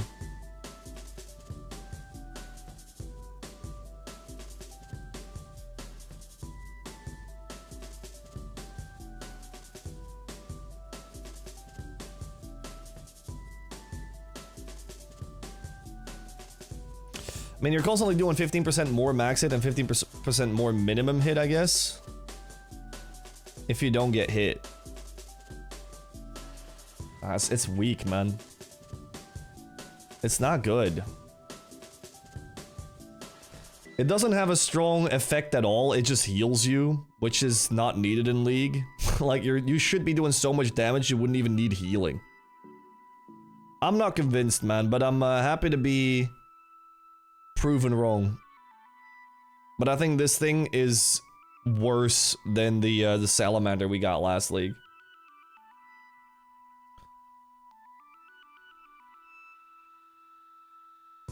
So we've got a bow leveling build right now with the Hunter's Crossbow. This thing seems stupid strong.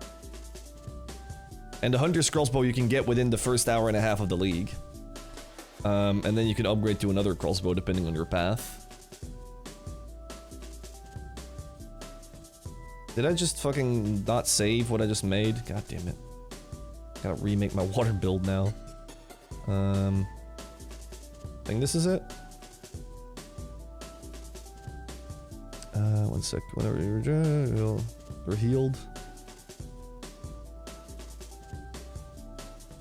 Regenerate air rune.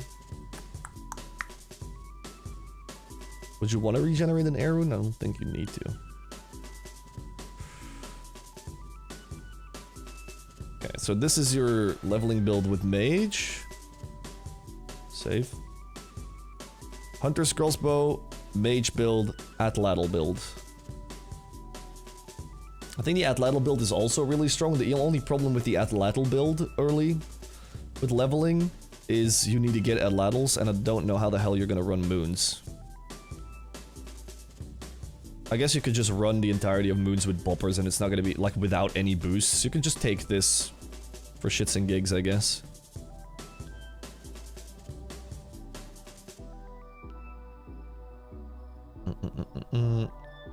So I'll just add this for now to the Atlatl build. I'll add this as well.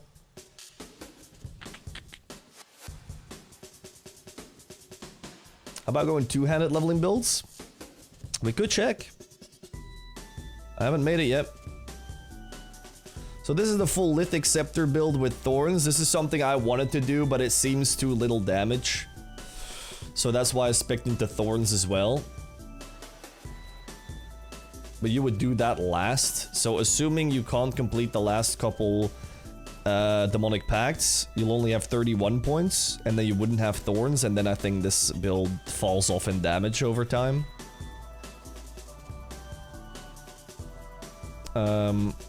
If you do Thorns, hang on. Boom, boom, boom, boom, boom, boom, boom. God damn it, what have I clicked now? There. You go... Boom, boom. That'll be the Lithic scepter build. Now we could also make a leveling build for two-handeds if you guys want. No earth capstone for Lithic? No, it's typeless, it doesn't do anything. That's the problem. If you could spec into any of these with the Lithic scepter, it would get really strong. Especially with earth, but it doesn't work. It's not an earth spell, it's typeless. That's the problem. Alright, we can do a two-hander build. I think two-hander is gonna be the most played build in the entire league. As in, the Halberd build is a no-brainer. The Bluetooth Halberd 7-tick, 7-tile distance, just meleeing Zuck. It's a no-brainer, bro, honestly. Again, I've said it once or 3 times, I'll say it 4 times. There's a lack of speed notes in the goddamn tree, bro. Last league, we had so many fast weapons. I think it's gonna be boring after mid and people are drooling over the Nox Halberd. I mean, it sounds amazing. It sounds amazing, man. Melee damage is doubled with two-handed weapons. When hitting a target with a two-handed melee weapon, you have a 5% chance to trigger a ranged echo. You kind of need this then. But I don't think... Well, actually, you can go this way. Hang on.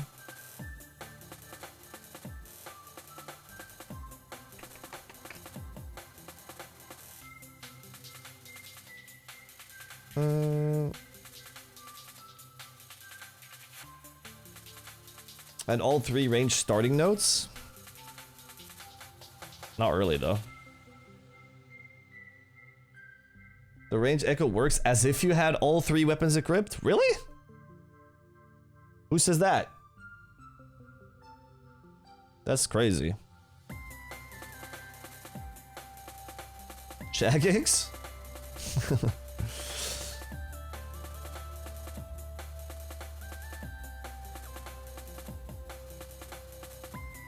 Wait, there was also a node that made your range strength based on your melee strength, right? So if you're wearing full melee gear with the Noxious Halberd, you have a shitload of range strength as well, and that could translate into your echo, no?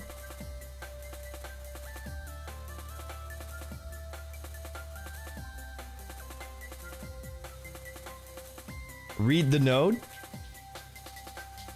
The ranged echo one? When hitting a target with the two-handed melee weapon, you have a 5% chance to trigger a ranged echo as if you have a bow, crossbow, and the thrown weapon equipped.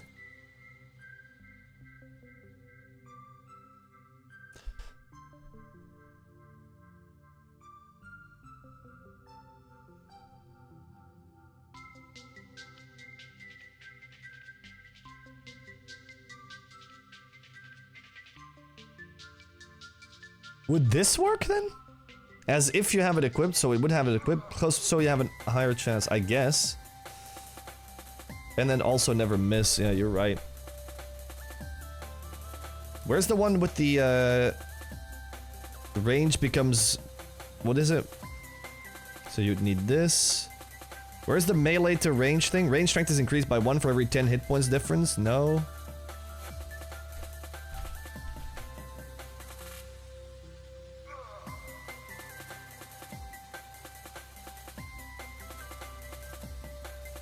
The axe at the bottom.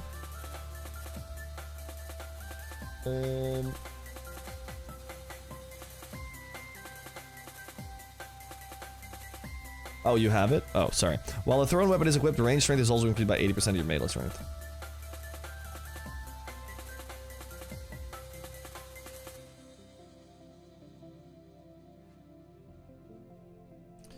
How many points do we have? Plenty. Attacking with a melee weapon or Thorns has a 10% chance to heal you based off your distance. 1 tile is 1 health. Meh. Melee chance increased with prayer bonus. Melee weapons under 1 kg. Blah, blah, blah. Slow crossbow is nice for echoes as well. There is not too much damage though, I gotta say. You probably want to trigger Blind Bag, Range Echo, and Bluetooth Halberd then.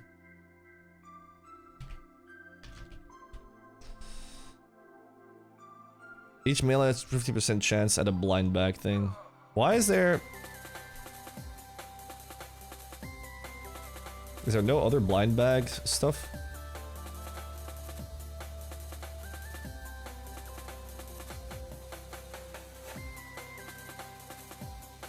For each unique heavy melee weapon in your inventory, you chat. Yeah, okay, there we go. Here's the Blind Bag shit. I mean, this kind of is your Halberd build and you're done. Probably want a bit more accuracy.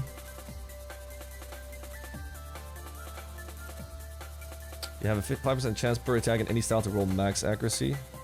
This is increased by 5% of for each tile distance? Okay, insane. Bro, the Halberd build is just literally... We can get rid of these two to make your tree efficient. It's just range build. Whenever you max it from 3 tiles away, your next hit from a different style deals 25% damage. That doesn't matter.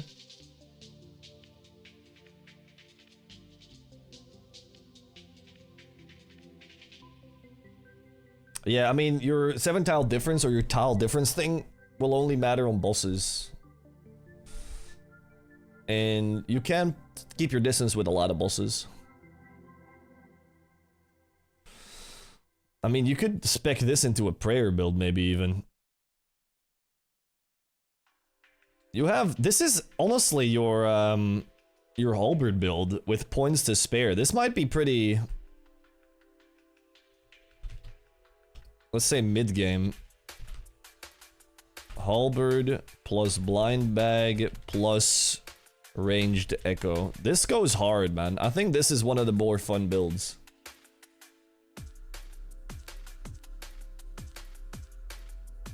And it's also nice that you don't spend all your points, so you can actually get this build going pretty early, and you have points spare.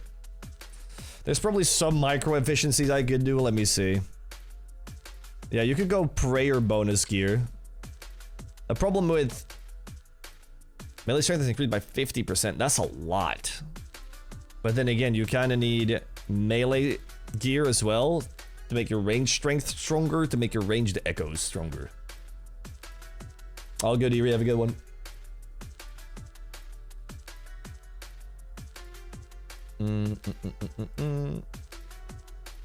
I mean, you could even spec into Thorns with this and go even crazier.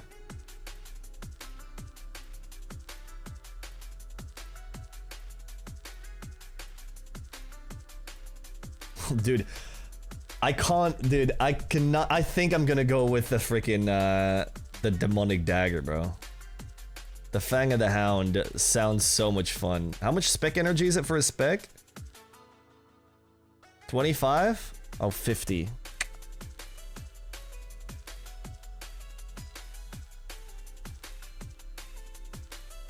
Flames of Service is a fire elemental spell with a base max hit of 10 and can be increased with elemental weakness and magic strength. Bro, imagine specking into fire. I'm gonna make this. I'm gonna make a Fang of the Hound build, I think. I think that's so much fun. Alright, so we've made a lot of builds today, honestly. I mean, not many endgame ones. We've got the Lithic Scepter build, which we made first. Not great. We made the mid-game Halberd Blind Bag Range Echo build. I think this is probably gonna be the most meta build there is. Then we've got a couple leveling builds for an Atlatl. Oh yeah, we were gonna make a two-handed leveling build. I think the two-handed leveling build is based on getting the boppers, right? You're gonna get boppers really early. So you go each melee attack with a heavy melee weapon. You go accuracy. You go blind bag, I guess.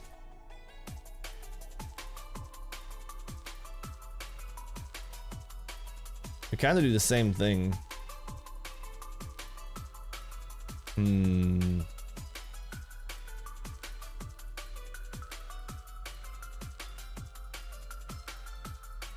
Attacks with a melee weapon cannons consume 5 overhealed hit points. You do need to overheal then, though.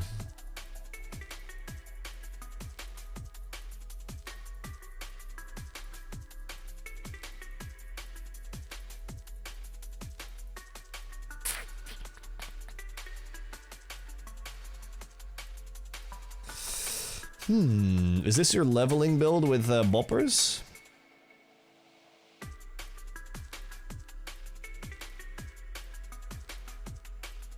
We don't need the melee range. 13 points for a bopper leveling build.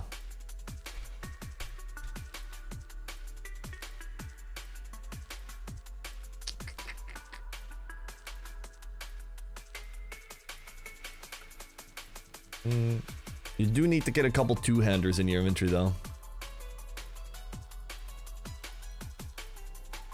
For each unique heavy melee weapon in your inventory, your chance of a blind bag trigger is increased by 2%, up to a maximum of 10 with 5 weapons.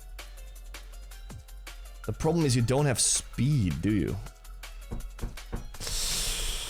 50% chance to trigger an instant, so you'd have 25% to trigger blind bag then. And then a 5% chance to trigger a ranged echo. And that's your damage. Doesn't sound great to level with boppers, to be honest.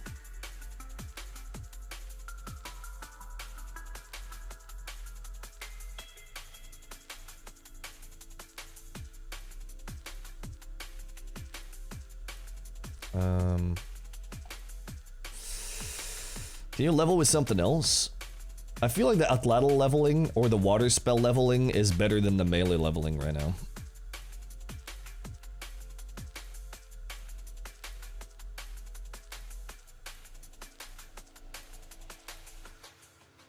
I got a mega hitting crossbow earth mage 5-hit D-claw spam build.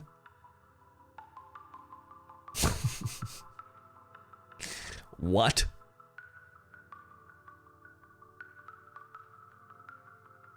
Did you send it to me? I'm gonna start working on my fun build now, I think.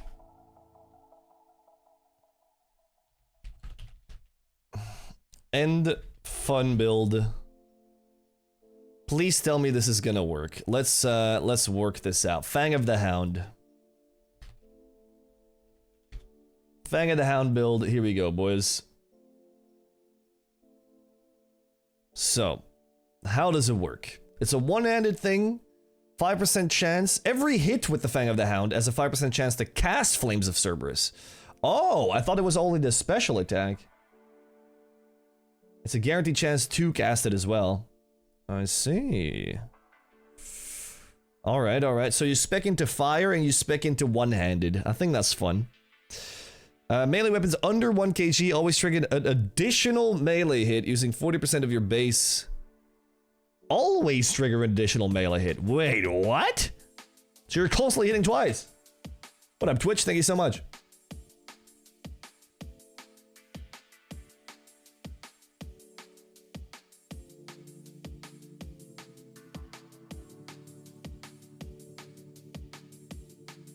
Yo, 1 tick faster as well. That's 3 ticks, so that becomes 2 tick. 2% special attack energy per hit. Pause. The problem is leveling this build, right? You need a lightweight weapon in Varlamore, and I think that's where the problems arise.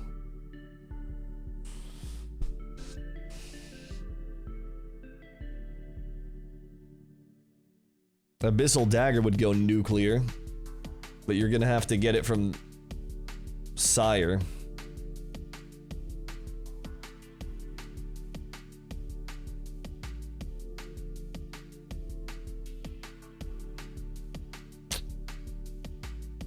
Supposedly you can buy an Addy Dagger. I don't think that's gonna be good though.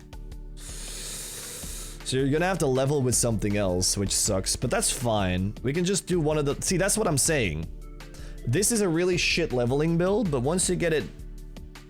Once you get everything you need, you get your Fang of the Hound, you respec into it. That's why I say you need a leveling build and you need a endgame build. So let's build the endgame build of this. Because you need an Abyssal Dagger or a Fang of the Hound for this to even work. Imagine if the Arcan Blade... Dude, if you just made the Call of the Century... Ah, it's 1.8 kgs. That was a call though, bro. Imagine. Dude. Dude, that would have been such a call as well, because that spec is good. Dragon Dagger goes hard. Why do you buy a Dragon Dagger? Actually, Dragon Dagger might go hard. I know you can buy one in Prif. Sophonim. Zenaris was not available, right? Or was it? Is Zenaris separate from Missilin? Okay, sick. So Dragon Dagger might go hard if you get a lot of special attack.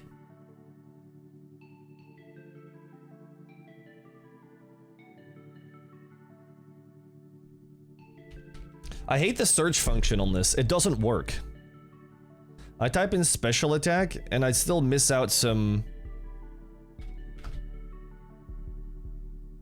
chance to not consume. Whenever you deal damage with a melee weapon, you restore 2% special attack energy per hit. So you would be... Dragon Dagger would just restore 4%. That's not a lot. Trails, I looked into the Arcan Blade Rush and it kind of cockblocked by having a rune crafting requirement. Oh, really?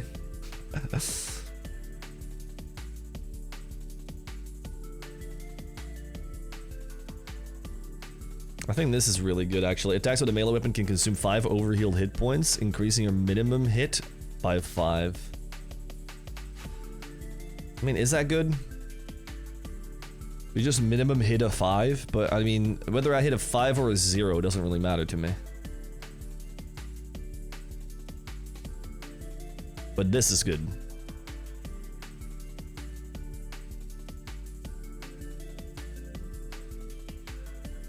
I'm thinking for the Fang of the Hound build, maybe Tyranwin?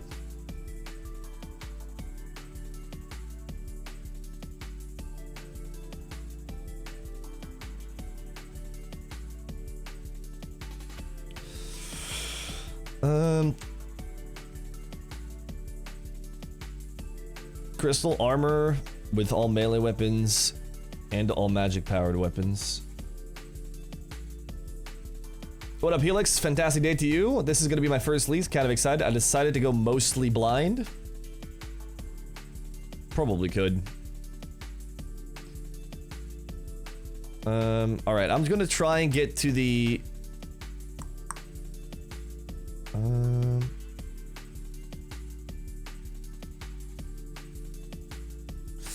I want to get to the fire tree, but slightly efficiently. 1, 2, 3, 4 tiles. 1...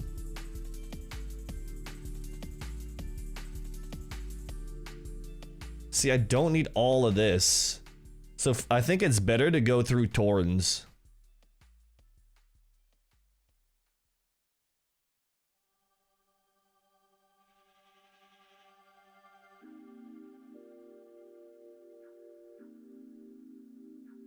There's so many more moving parts this league. Yeah, it's true. If I go like this, I would waste a lot of tiles going through the earth shit, unfortunately.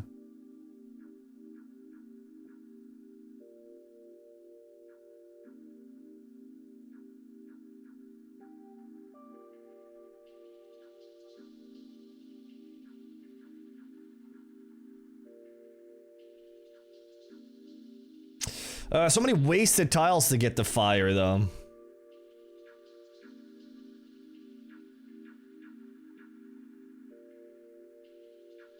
One, two, three, four, 5. 1, 2, 3, 4. Yeah, I just waste too many travel notes.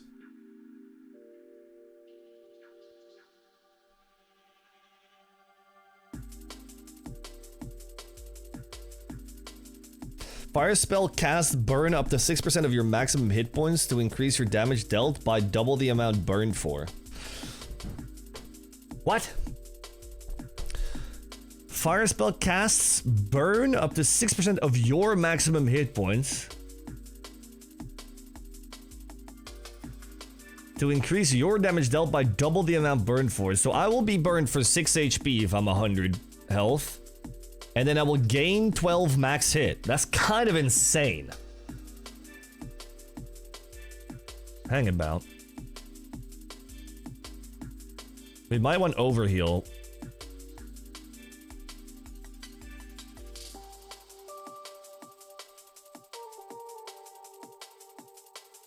We might want overheal then.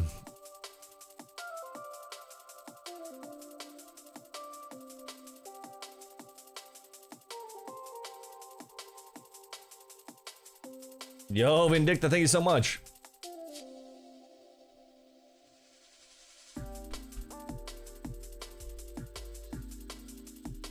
Like, I type in overheal, why the hell do I get this tile still? It's a blind bag, no overheal tile. Like, can I get, like, a proper search? This is so annoying.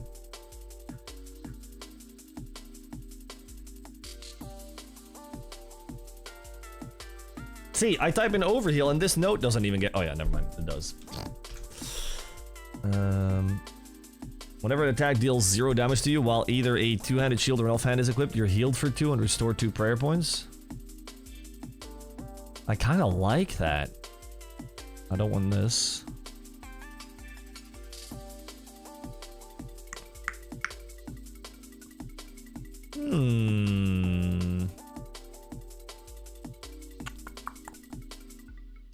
This sounds like a fun build, dude. I'm not gonna lie. How overhealed am I gonna be? 30%? 30%? That's 60? 30%? 90% overheal? 90% overheal? And then it'll burn...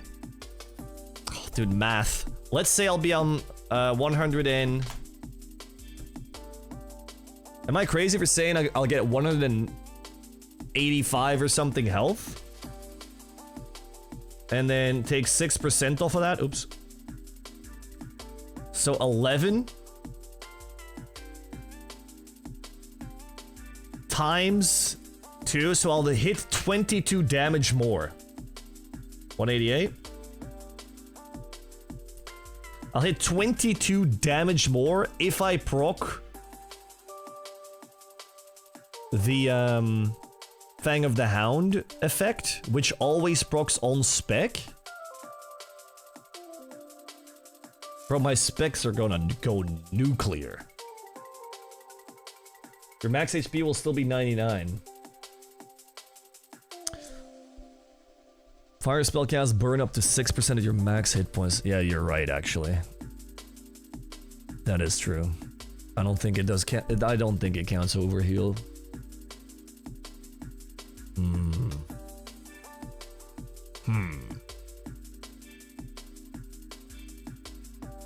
I think it does. It might.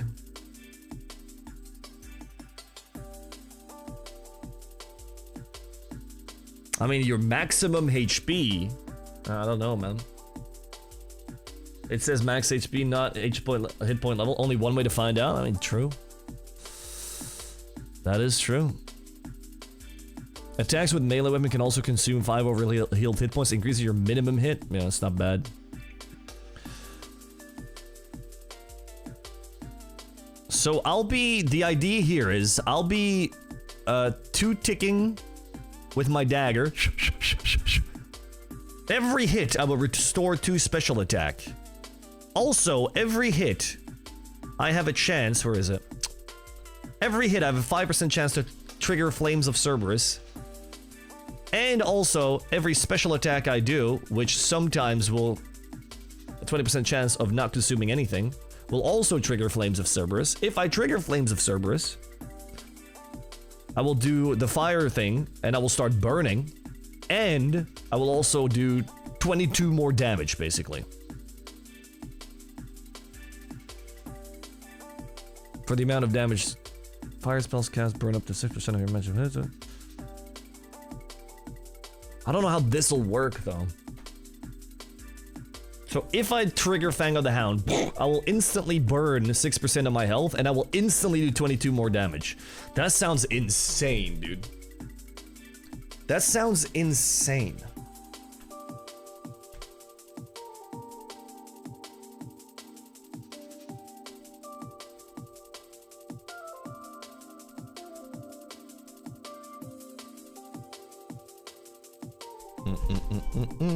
What are these loadouts? Fang of the Hound also counts as a demonic weapon, right?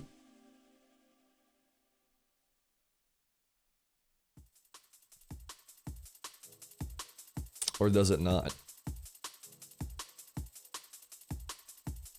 When the effect is triggered, the magic damage is dealt without needing to pass a second accuracy check. The effects also benefit from pacts and the creature's elemental fire weakness.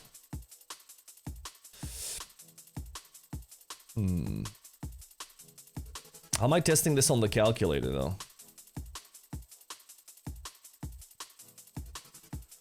Do I go full...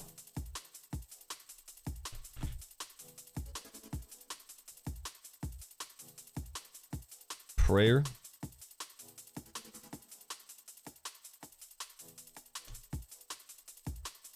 Let's say, hang on,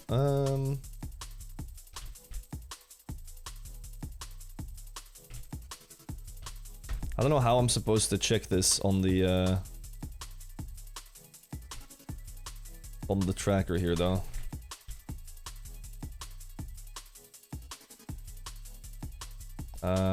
Let's say just Barrow's gloves. Vernic threads. I don't know what ring I'll be wearing. Let's say a Fury. Let's say Fire Cape for now. Can wear Devil's Element to always proc the elemental weakness? Fuck, you're a genius, dude. You're a fucking genius. Absolutely.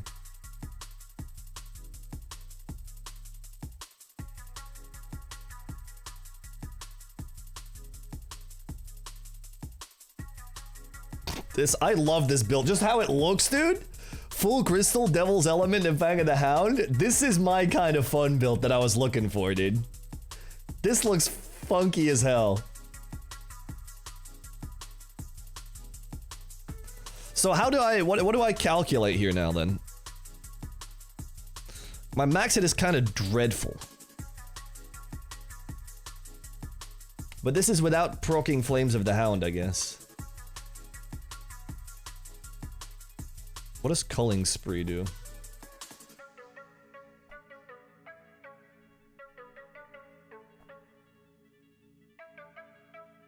Oh, just on task. Can't raid? Why not? I haven't picked the third region yet. You go Kandarin, Asgarnia. Oh yeah, tier 1 win. That does suck.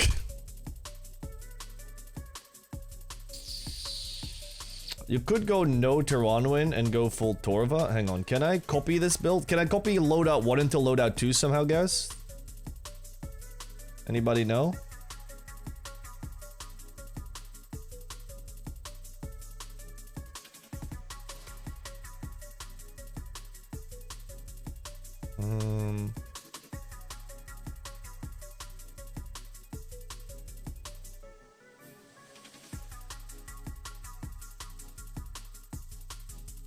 This is annoying.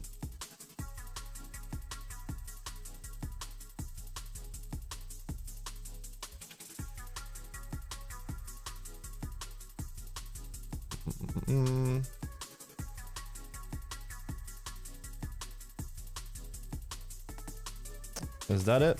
32? Oh no, I'm missing a couple.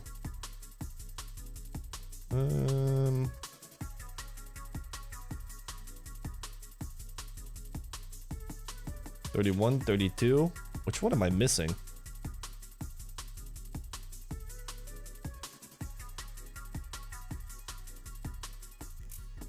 The hell? Whatever. Want to see my save spell bitch build? I've probably made it, man. It's probably this one, isn't it? Wait, hang on. Save. It's probably this one. No, wait, it's not this one. It is this one.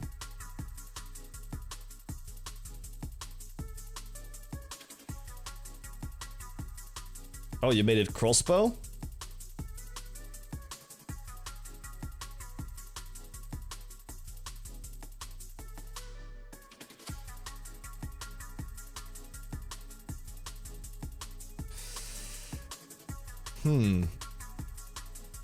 Does Crossbow always max hit count for your range echo? Because then that's kind of smart.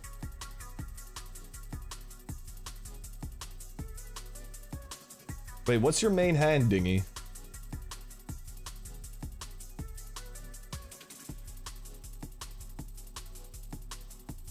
Also, why would you need prayer penetration? What up, Tippy Top? How you doing?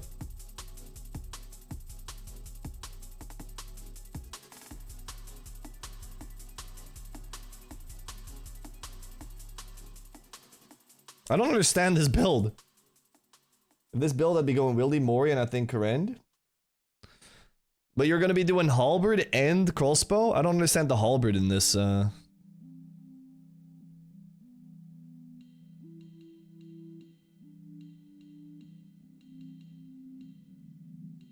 I do think the Wildy Crossbow is cracked, though. I think that's one of the best builds as well this league. But I feel like if you go Wildy Crossbow, you also go spec into the water thing, right? I don't really understand. You're going to be doing Halberd and Crossbow?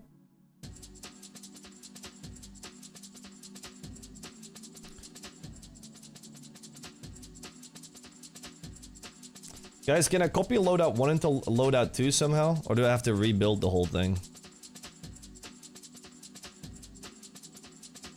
Holy fuck, look at my DPS. Yo! Look at my DPS, guys. Okay, all of a sudden, my Fang of the Hound build looks kinda cracked. What the hell? 25 deeps? That's crazy! That's so much damage. Be on 1 and hit the plus. Wait. Hit plus to copy the build. Oh, thank you.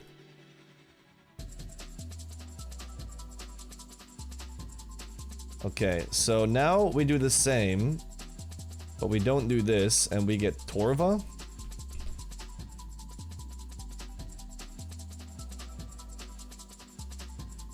It's less damage, but we do get raids.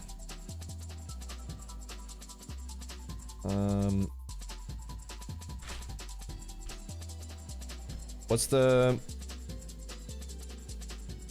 Bellator ring? And then what do we get as a blessing? Maybe I can increase my DPS. If I don't go to Ronwin, what do I do go for?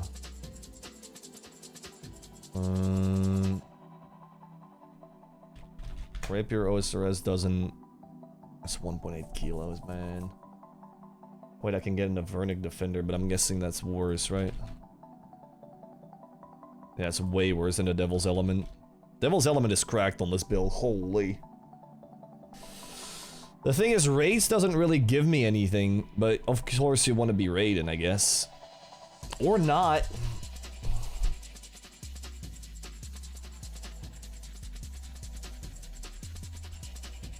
My max hit is the same. Yo, Mozart, what up? Kia, thank you for the follow on Kick, by the way. Slayer helm damage, on task, over here in the water. Oh, sorry, I've been, If I bring, what is it? Culling Spree. When you're assigned a Slayer task, you will be able to choose, where possible, at least one of the choices will be a boss Slayer task. Additionally, you gain the following bonuses while on task. Superior Slayer monsters will always drop clues. You will gain all the effects of the Slayer helmet without needing to wear one. You can purchase any of the Slayer reward stores for free. Okay. I missed a note near water for the for overheal for the build. Wait, where's my build? Overheal near water.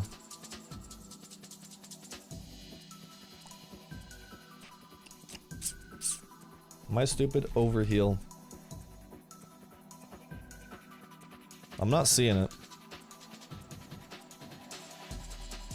Oh, on the DPS calc, thank you. That might actually give...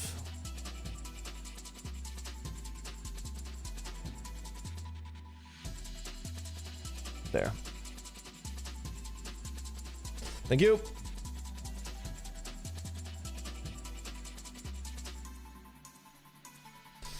So this is Asgarnia, Kandarin, Tiranwin.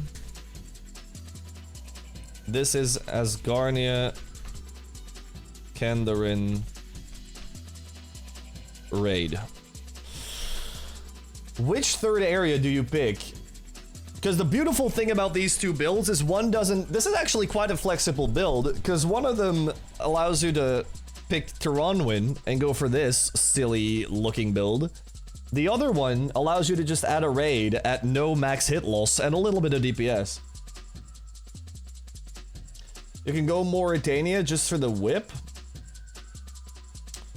You can get a whip in through the fairy ring as well in the abyss. So you don't need Mauritania for it. I'm thinking, is there anything we can improve to this gear by adding another region other than Tiranwin? Like by adding a raid region, basically. Because this is the build I'm going to be playing. I think it's funky enough to have to work. Infernal Cape? Yeah, I mean, I'll get an Infernal Cape, but the problem is... One of the biggest problem with the build right now, actually, is that you're going to have to do a melee Inferno Cape. Piety? You have Kandarin, so we have Piety. Look at that DPS, bro. Actually kind of cracked. Are we gonna be regen bracelet over Barrow's gloves?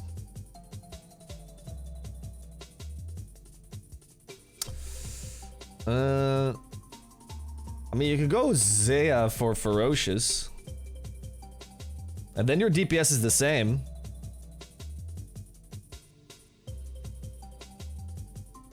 Oh yeah, Ultor ring. I knew I had the wrong ring.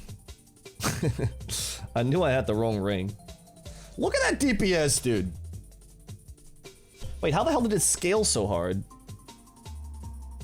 Holy shit, Ultor scaled hard on that first build. What the hell? I had the same DPS and all of a sudden I went +1. God damn.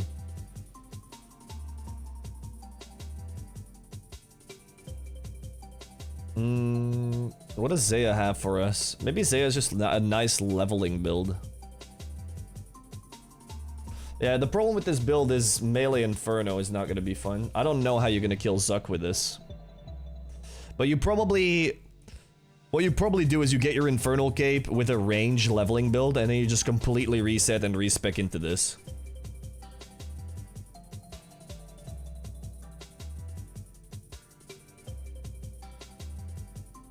That's what I think you do. I think you might just go Mage build or range build leveling build. You completely respec as soon as you get Fang of the Hound, and then you go for this. You can respec once. You can respec once per Echo Boss killed. So you can respec 3 times. Well, that would make it so that you could respec 4 times, but I think you can do it 3 times. You could also bow for the Inferno, and it's a Normie Cape. I don't want to do Normie Cape on a league, bro. I was gonna check out Zaya. Where is it?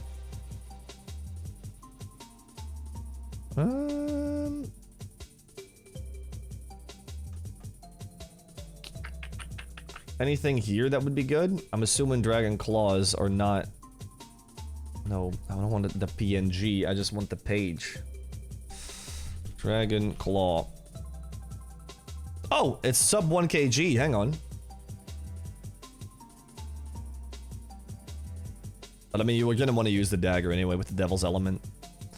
So it doesn't really matter.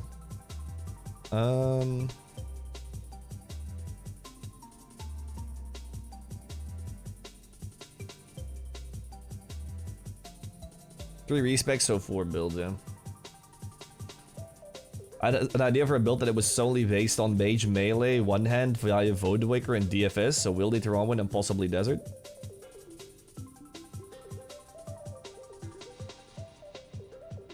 Soulflame Horn goes kinda crazy. Wait, Oathplate might be stronger. Hang on.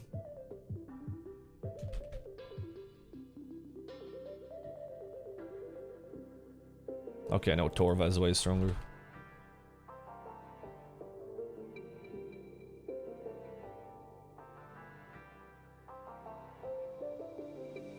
So the Voidwaker spec being mage based, I wonder if you can hit high, rather higher depending on the build. It doesn't proc an elemental thing, so no.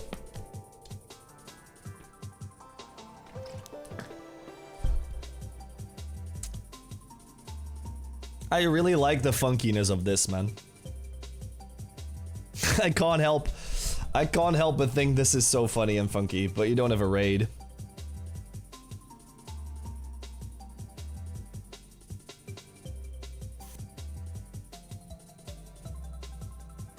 Oh yeah, you also go, oh yeah, you can upgrade. If you go Mauritania here, you go Fang. Wait, what is it called? The Araxor thing? Oh, it's losing my... I'm losing it. So you go, bro, I can't think of anything. What's the fucking... Rancor? And what's the thing from the Zaya amulet? The Zenite? Wait, Rancor is barely an upgrade over Fury. Tormented. Damn, Jesus. No, not Tormented. Torture.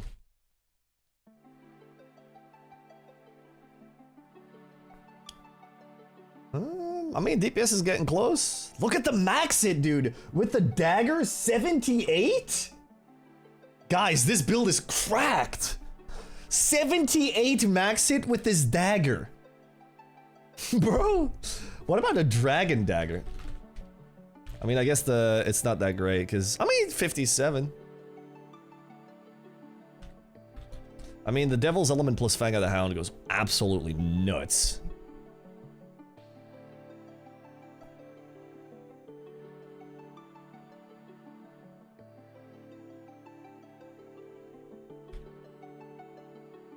Whip is a 72 max hit, that's crazy. But this all stands and falls with the melee procs from the Fang of the Hound. How does it compare to Bluetooth Halley? I don't know if you can actually really calculate it. We can build it if you want. Bluetooth Halley. So what are the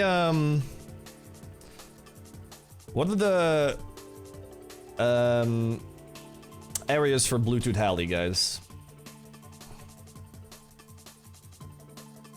I mean, I'll just fire cape this, fuck it. You go threads. Do you go... Wait, I've picked Ferocious Gloves. I can't pick Ferocious Gloves and Rancor. Hang on, I made a mistake. Breach Embrace. Fury. And Ferocious Gloves. Okay, Ferocious Gloves is better than the Rancor as an upgrade. That's interesting to know also, by the way.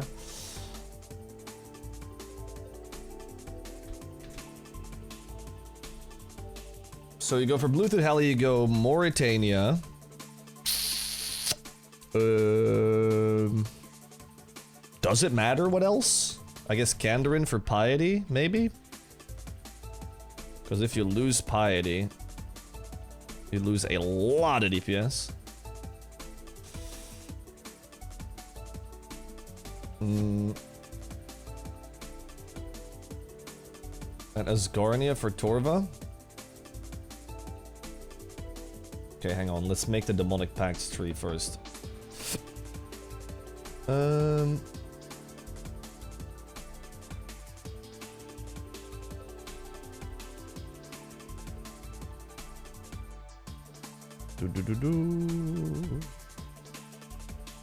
think you also picked this, right? Yep.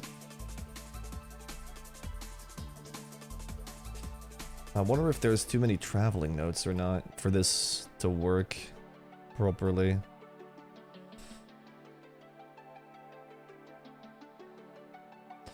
Okay,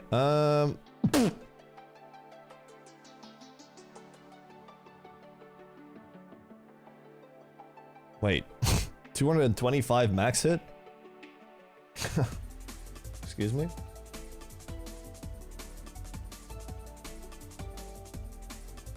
Why's my DPS so shit?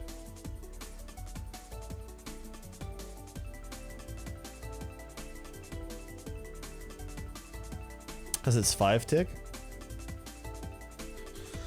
Grimoire is a thing? Would you be taking Grimoire? You would pick it over Culling Spree. Or not, actually. Because you kind of want to rush your Noxious Halberd, right? Let's assume you have time and you go for Culling Spree. 275 max hit. Wait, that just added 50 max hit for Piety?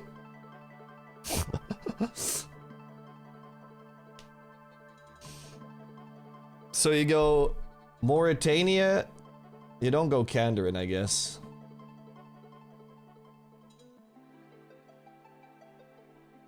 Mauritania, Asgarnia. What's your last region for Noxious Halberd? You could go for the Fremenic helmet. It's Abyss helmet.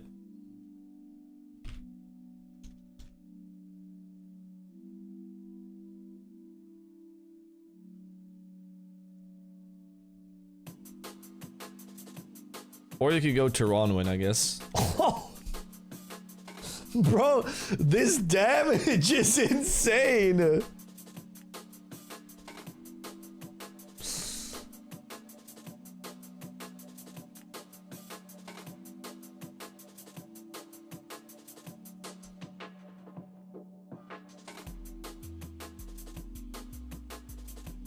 Plus blind bag weapons. Crystal, hang on. Let's go Tyronwin.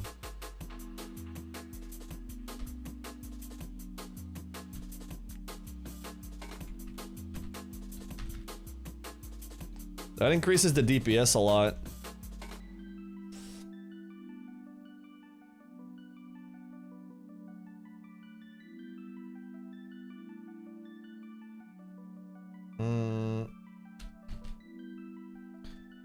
You have Brims, so you have Threads. Vernic Threads. The DPS is still shit. That's the problem.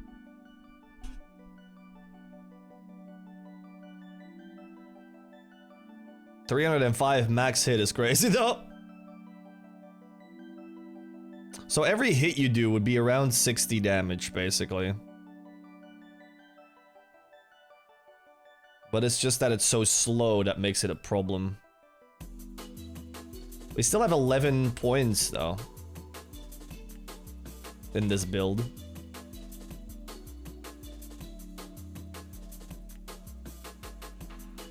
Put some blind bag weapons in. How do I do that? Ah, blind bag. Here we go. Let's go Scythe. Let's go Scythe. How do you ornament it, kitted? Also change your distance.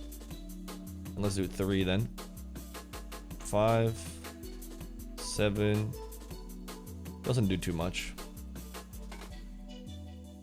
Blind bag, we got Scythe, we've got, what else are we putting in our blind bag, boys? Dragon 2-hand. Wait, no, let's do Crystal Halberd.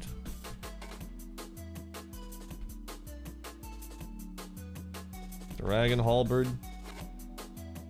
Oh no, you do all the gold swords.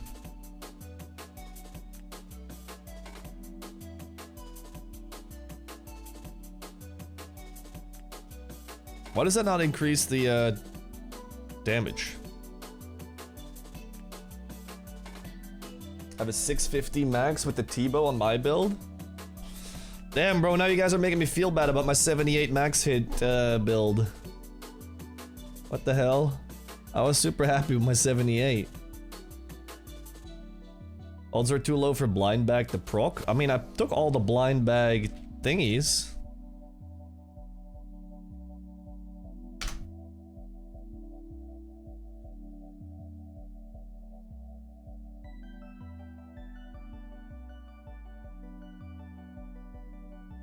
Try 7 tile and see what changes. I mean, it's impossible to stay at a 7 tile distance constantly though.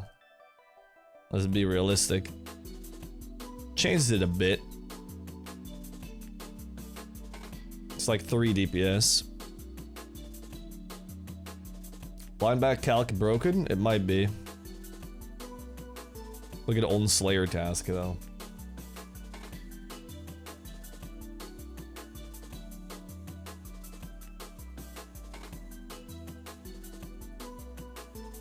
Man, now I feel bad about my freaking my stabby build with my 78 max hit. It's gonna be hella accurate though. The beautiful thing about this build is that it's just hella high DPS because you're hitting every 2 ticks. Is 30 DPS a lot, guys? Yeah, right? That's still really good, even though the max hit is pretty low. True? Or is 30 DPS not even that good on the league? I'm starting to doubt my build.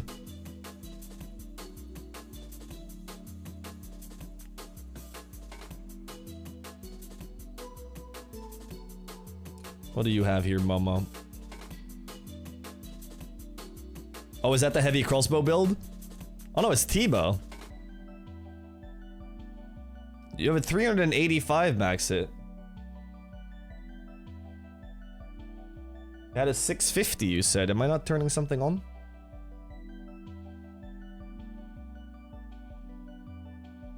What the hell's this site though, bro? May have to input the pacts.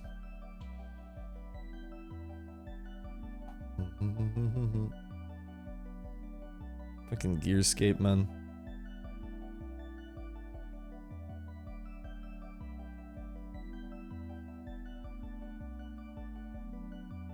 I'm starting to doubt all my builds now that you guys are saying you're doing 650 max hits, dude.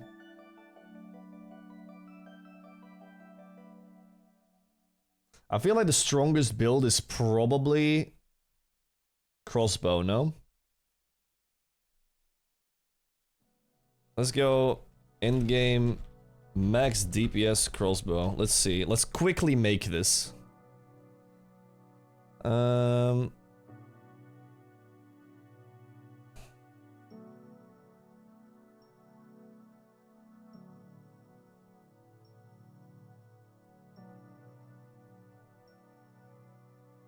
Wait, this is bows.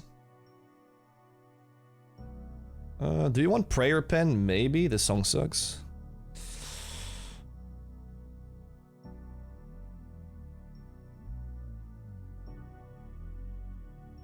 I mean, you don't need accuracy if you never miss with the crossbow, right?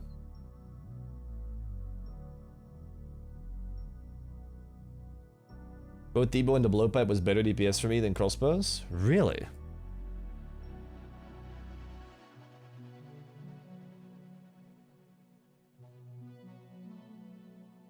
But like, I mean, the crossbow with the water spell thing, right? From the wildy. Where are all the overheals? I need more overheal.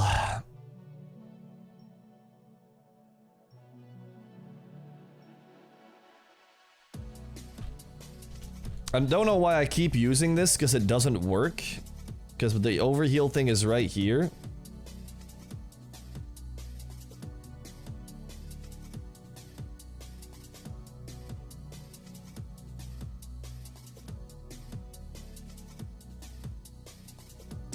CCB with Twisted Buckler and Thorns? Dude, there's so many builds, it's great. Feels like 700 plus max hit is bugged. So I think this is your crossbow build done. I think. You don't need this. Wait, does it? Yes, it does. You heal with that.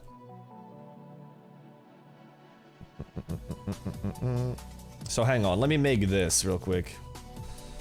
Endgame crossbow. What's the KBD crossbow called, boys? King's Barrage.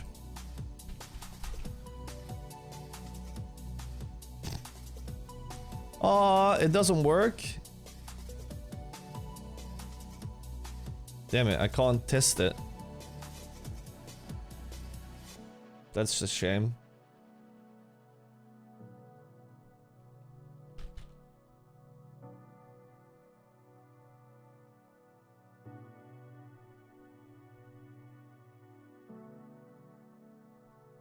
Wait, does it work? Now I'm confused. Oh, it does work. It does work. You go desert, I guess. So we go, Missouri. Chaps, mask.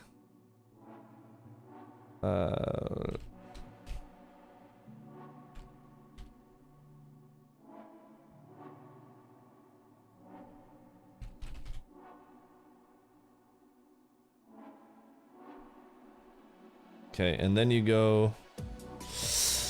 Let's see. Boom. Boom. Boom. Boom. Boom, boom, boom, boom.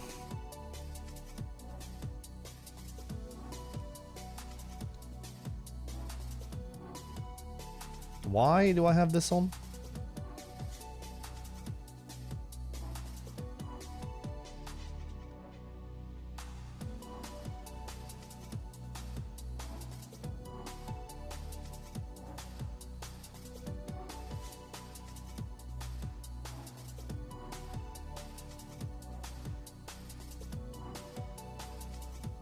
Okay, so we have 360 max hit, and it's almost higher DPS without rigor. You go rigor. Okay. Oh, you guys can't see it. Hang on. There we go. So the crossbow's cracked. Oh, my Missouri's not even fortified? Missouri F. Boom, boom, boom. Okay, there you go. So, I think this is probably one of the strongest builds in the game. Expected hit a 110, bro. That's kind of crazy. So with this build, you go... Desert... Zeya Asgardia? That means you don't get a torture is not even... Oh yeah, you go quiver. There you go. Oh yeah, you go wildy, sorry. So you don't take Zeya then? Does that take anything away from the gear?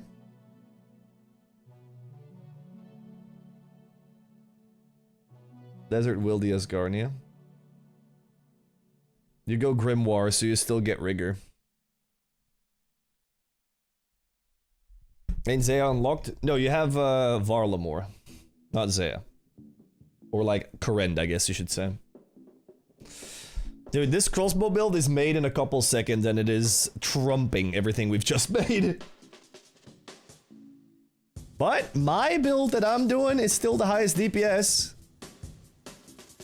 Problem is that it's melee.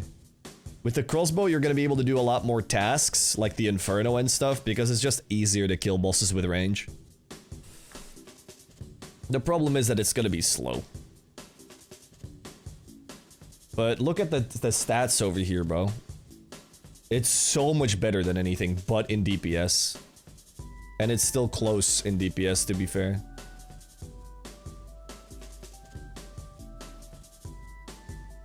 Because these two are basically the same thing. This build is my build with raids, this is my build without raids, and then you got Bluetooth Halley here. Lots of builds, bro, that we've made today.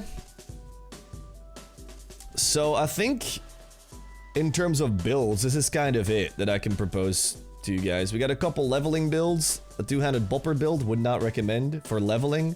An atlatl build that I do kind of recommend for leveling. Hunter's crossbow build, which makes it so that you don't have to respec if you go for the crossbow build at the end as well.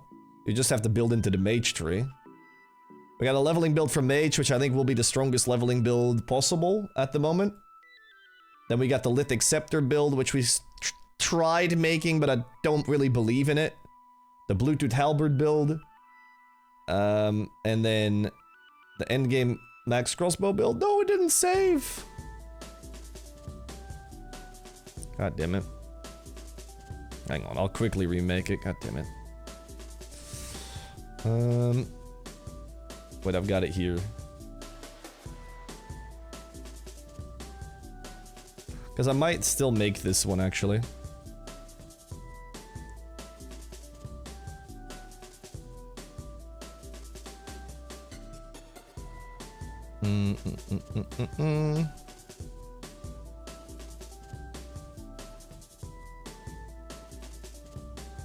There. I think this is the one, right? Yep. So we save this. And then the last one is the build I'm probably going to be doing, which is the fun build with the Hound's Fang thingy. The following Demonic Pacts are not supported. Fire Spell Burn coming soon. Oh wait, so this isn't even calculated, guys. And overheal consumption as well. Okay, that's kind of crazy. So my build is better than it shows here, because it doesn't include the burn. Good. Alright, those are the I guess, 3 endgame builds and 4 leveling builds I could recommend to you guys. So I'm gonna quickly lean into the relics now to see what I'm gonna be picking. Maybe slowly start building towards this. I'm gonna have to check though. If I want to do raids or not, or how quick I'm gonna get my build going, because I want to have it going by Friday, like at the latest. So I'm gonna have to speed run. So for speed running, what are we picking? Barbarian Gathering is the no-brainer here, right, guys?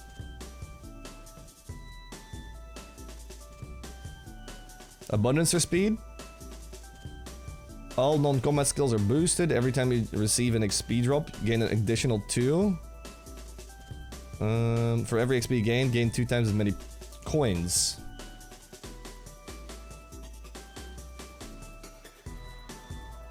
Become capable of chopping wood, mining rocks, and fishing with your bare hands. Your hands are equivalent to the crystal version.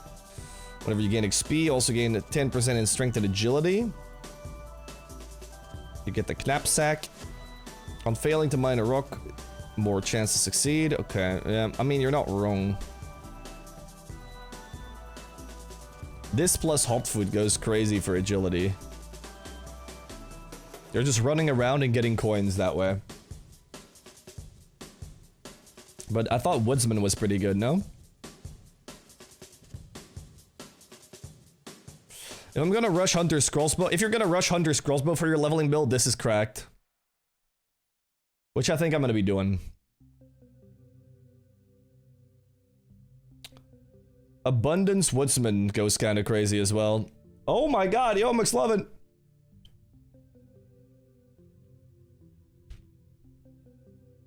Tier 1. Abundance. Tier 2. Woodsman. Yo. Thank you so much, guys. Yeah, we raised $2,170 for charity yesterday. Thank you guys so much.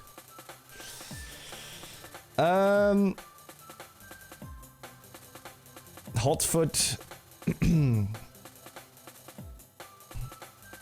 Yeah, I think Woodsman Abundance is kind of nice for the early hunter path. Then, Bank Heist, Evil Eye, or Map of Alcracy. I think Evil Eye, since our going as Garnia, is a no-brainer, because otherwise you have so much, Is there a bank close to a boss? I guess if you can tele to Nex, that's a bank, right? I missed the charity stream. You can still donate if you want to, ! Charity. Huey? Yep, true. So Evil Eye is a no-brainer then. If you pick Asgarnia. No God Wars KC. Actually, you still have to enter.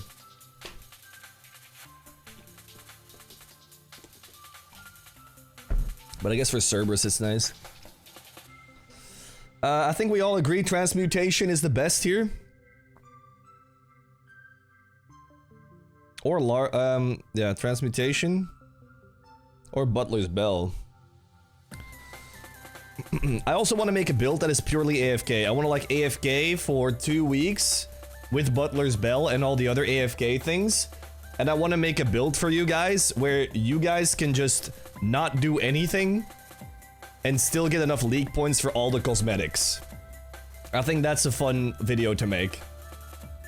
So we might figure that out today as well. But for now... Oh, conniving clues is nice though, bro. There were so many tasks hidden behind clues. I almost feel like they're not gonna do that many anymore. Is that crazy?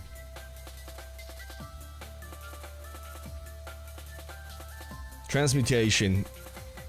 The thing is, I have money solved. With abundance and woodsman, kind of.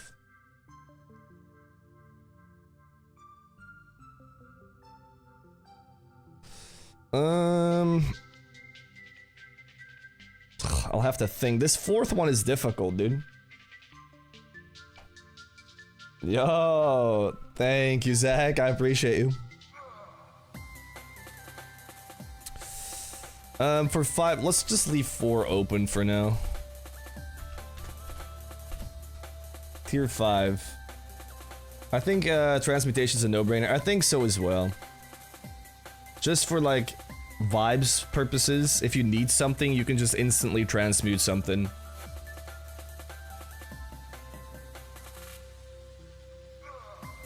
It's probably transmutation, isn't it? Probably transmutation. Transmutation. Ugh, man. You only get culling spree at 6? That kind of sucks. What does soul harvest do? While harvesting any crop or NPC with drop bones or ashes will instead get harvestable soul shards. They can be used in place of pure essence while trading runecraft. 100 can be sacrificed at the bowl for prayer XP. But yeah, transmutation solves prayer. So you don't need soul harvest if you have transmutation. Larcenist is hella nice. Nature's Accord is a waste. Because farming is also solved with transmutation, so you'll always take Larcenist if you have transmutation. So that's a no-brainer as well. Here we take... I think I take Culling Spree. But by the time I'm at tier 6... I might already have a high Slayer level, dude. Actually, no, because you only start Slayer here. I think because I am rushing the Fang... and rushing Cerberus, I always take Culling Spree here. But it's probably way better to take this one. I'm assuming... if you don't have Asgarnia or Zaya, you take Grimoire. This middle one is always going to be better than these two, I think. With Abundance, you can do Cerb at 81 Slayer. That's true. But I think you're just running tasks like crazy until tier 6. I'm thinking Transmutation and Soul Harvest? Is there a reason for that? Sorry, Kia, I didn't have my kick chat open. Woodsman is 3 points so fast. Yeah. Woodsman goes crazy.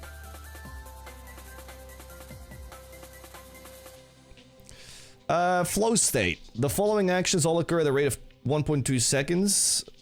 Rather than their usual speed. Always. So, tick, tick, tick, tick, tick, tick, tick, tick, tick. Fletching, blah, blah, blah. Okay, this shit sucks. Reloaded. What are we reloading into? Unironically, if I can get to tier 7 and I go to Copenhagen till Monday, I might pick Butler's Bell. Just so the Butler can do 4 days of farming until I get back on Tuesday.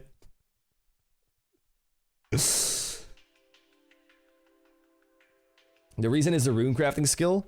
Isn't runecrafting solved with transmutation? Just downgrading runes into pure essence? I mean, you still need a fuckload, I guess.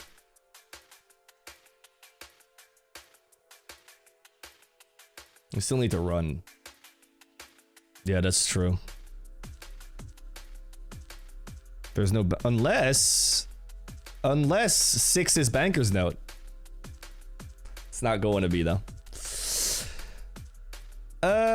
For 7, we definitely pick Reloaded. It's not Husky confirmed? Rough. What are we reloading into, though? Maybe just conniving clues for the points, not even joking.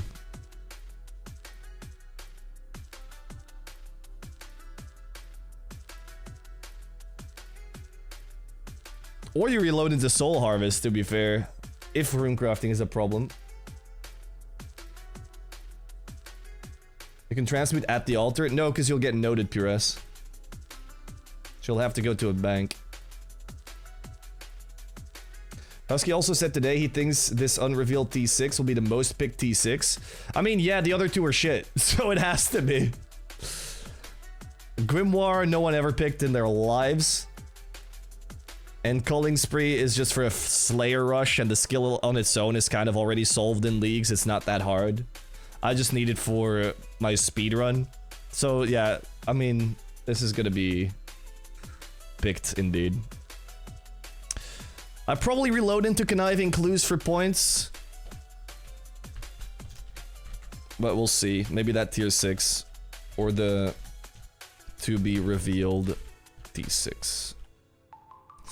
And then for tier 8, I'm assuming we're getting that today and today, no? Culling Spree went to second last relevant relic after seeing the Fremi helmet. I mean, I don't think many people are picking Fremenic, to be fair. Tried this with the Fang? Hang on, someone sent me a different Fang build. You've added Thorns to it? And you've also got crazy accuracy?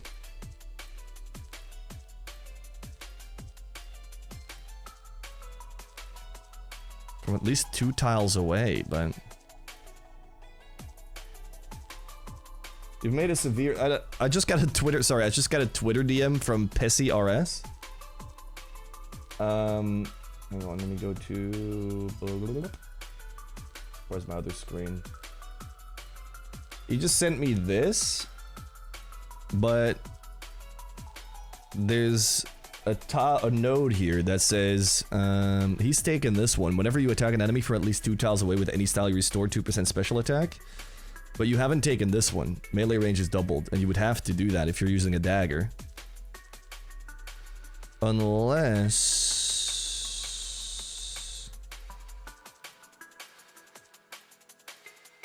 You recoil? Is that the idea? BestCRS? Is the idea you recoil, and then that recoil will make you restore spec? I like the idea.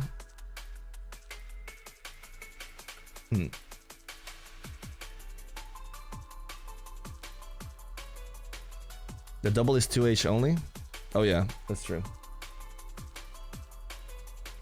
Did I say Twitter DM? He sent me a Twitch DM, sorry. He also took a bunch of Thorns buffs, and he didn't take Thorns. Yeah, true. Maybe I shouldn't look at this. Right, last one.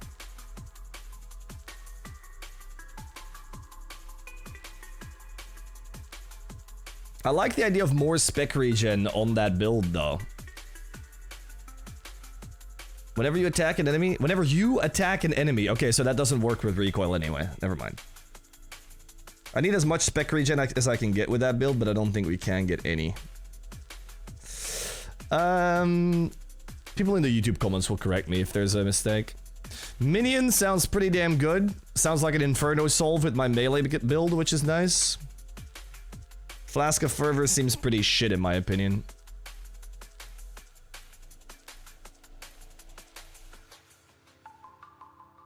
Also, you can't deal damage to Yama? I don't understand what this is.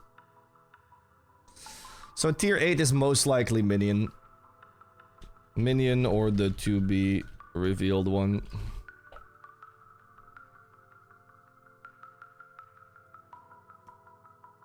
I really like the Undying Retribution, man. I wish that was still a thing. I bet there's a Giga Yama boss. I hope so, bro. I hope they have listened to me for once And I'm not claiming that it's my idea, but I've said it every single league. I hope mid-league, 2 weeks in, we just get an Uber Yama fight to re-hype us. Echo Yama. I mean, everything's building up to it, no? Why would this be there otherwise? I'm holding on to the idea that Giga Yama is real and he drops a juiced Halberd. Halberd build is just... Dude, he will drop his mace that he's always holding. Imagine. Let's quickly check out the passive effects, because then I know when I have to go for what.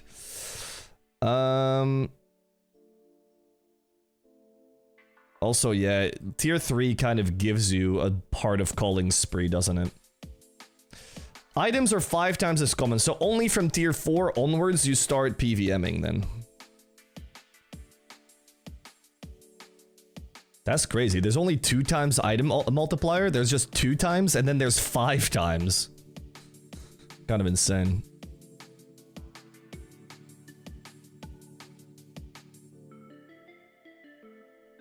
I think, yeah, we've made a lot of builds. I think what rests us now is making a path towards completing as many tasks as possible to speedrun the start of the league, and then, pick one of the starting builds. Probably going to be picking either the Crossbow, Hunter's Crossbow Rush, or the Water Rush. So you just do this. Then you can speedrun the fight caves with water spells. And then I just respec everything into my speedy dagger build and hope it works. That's the idea.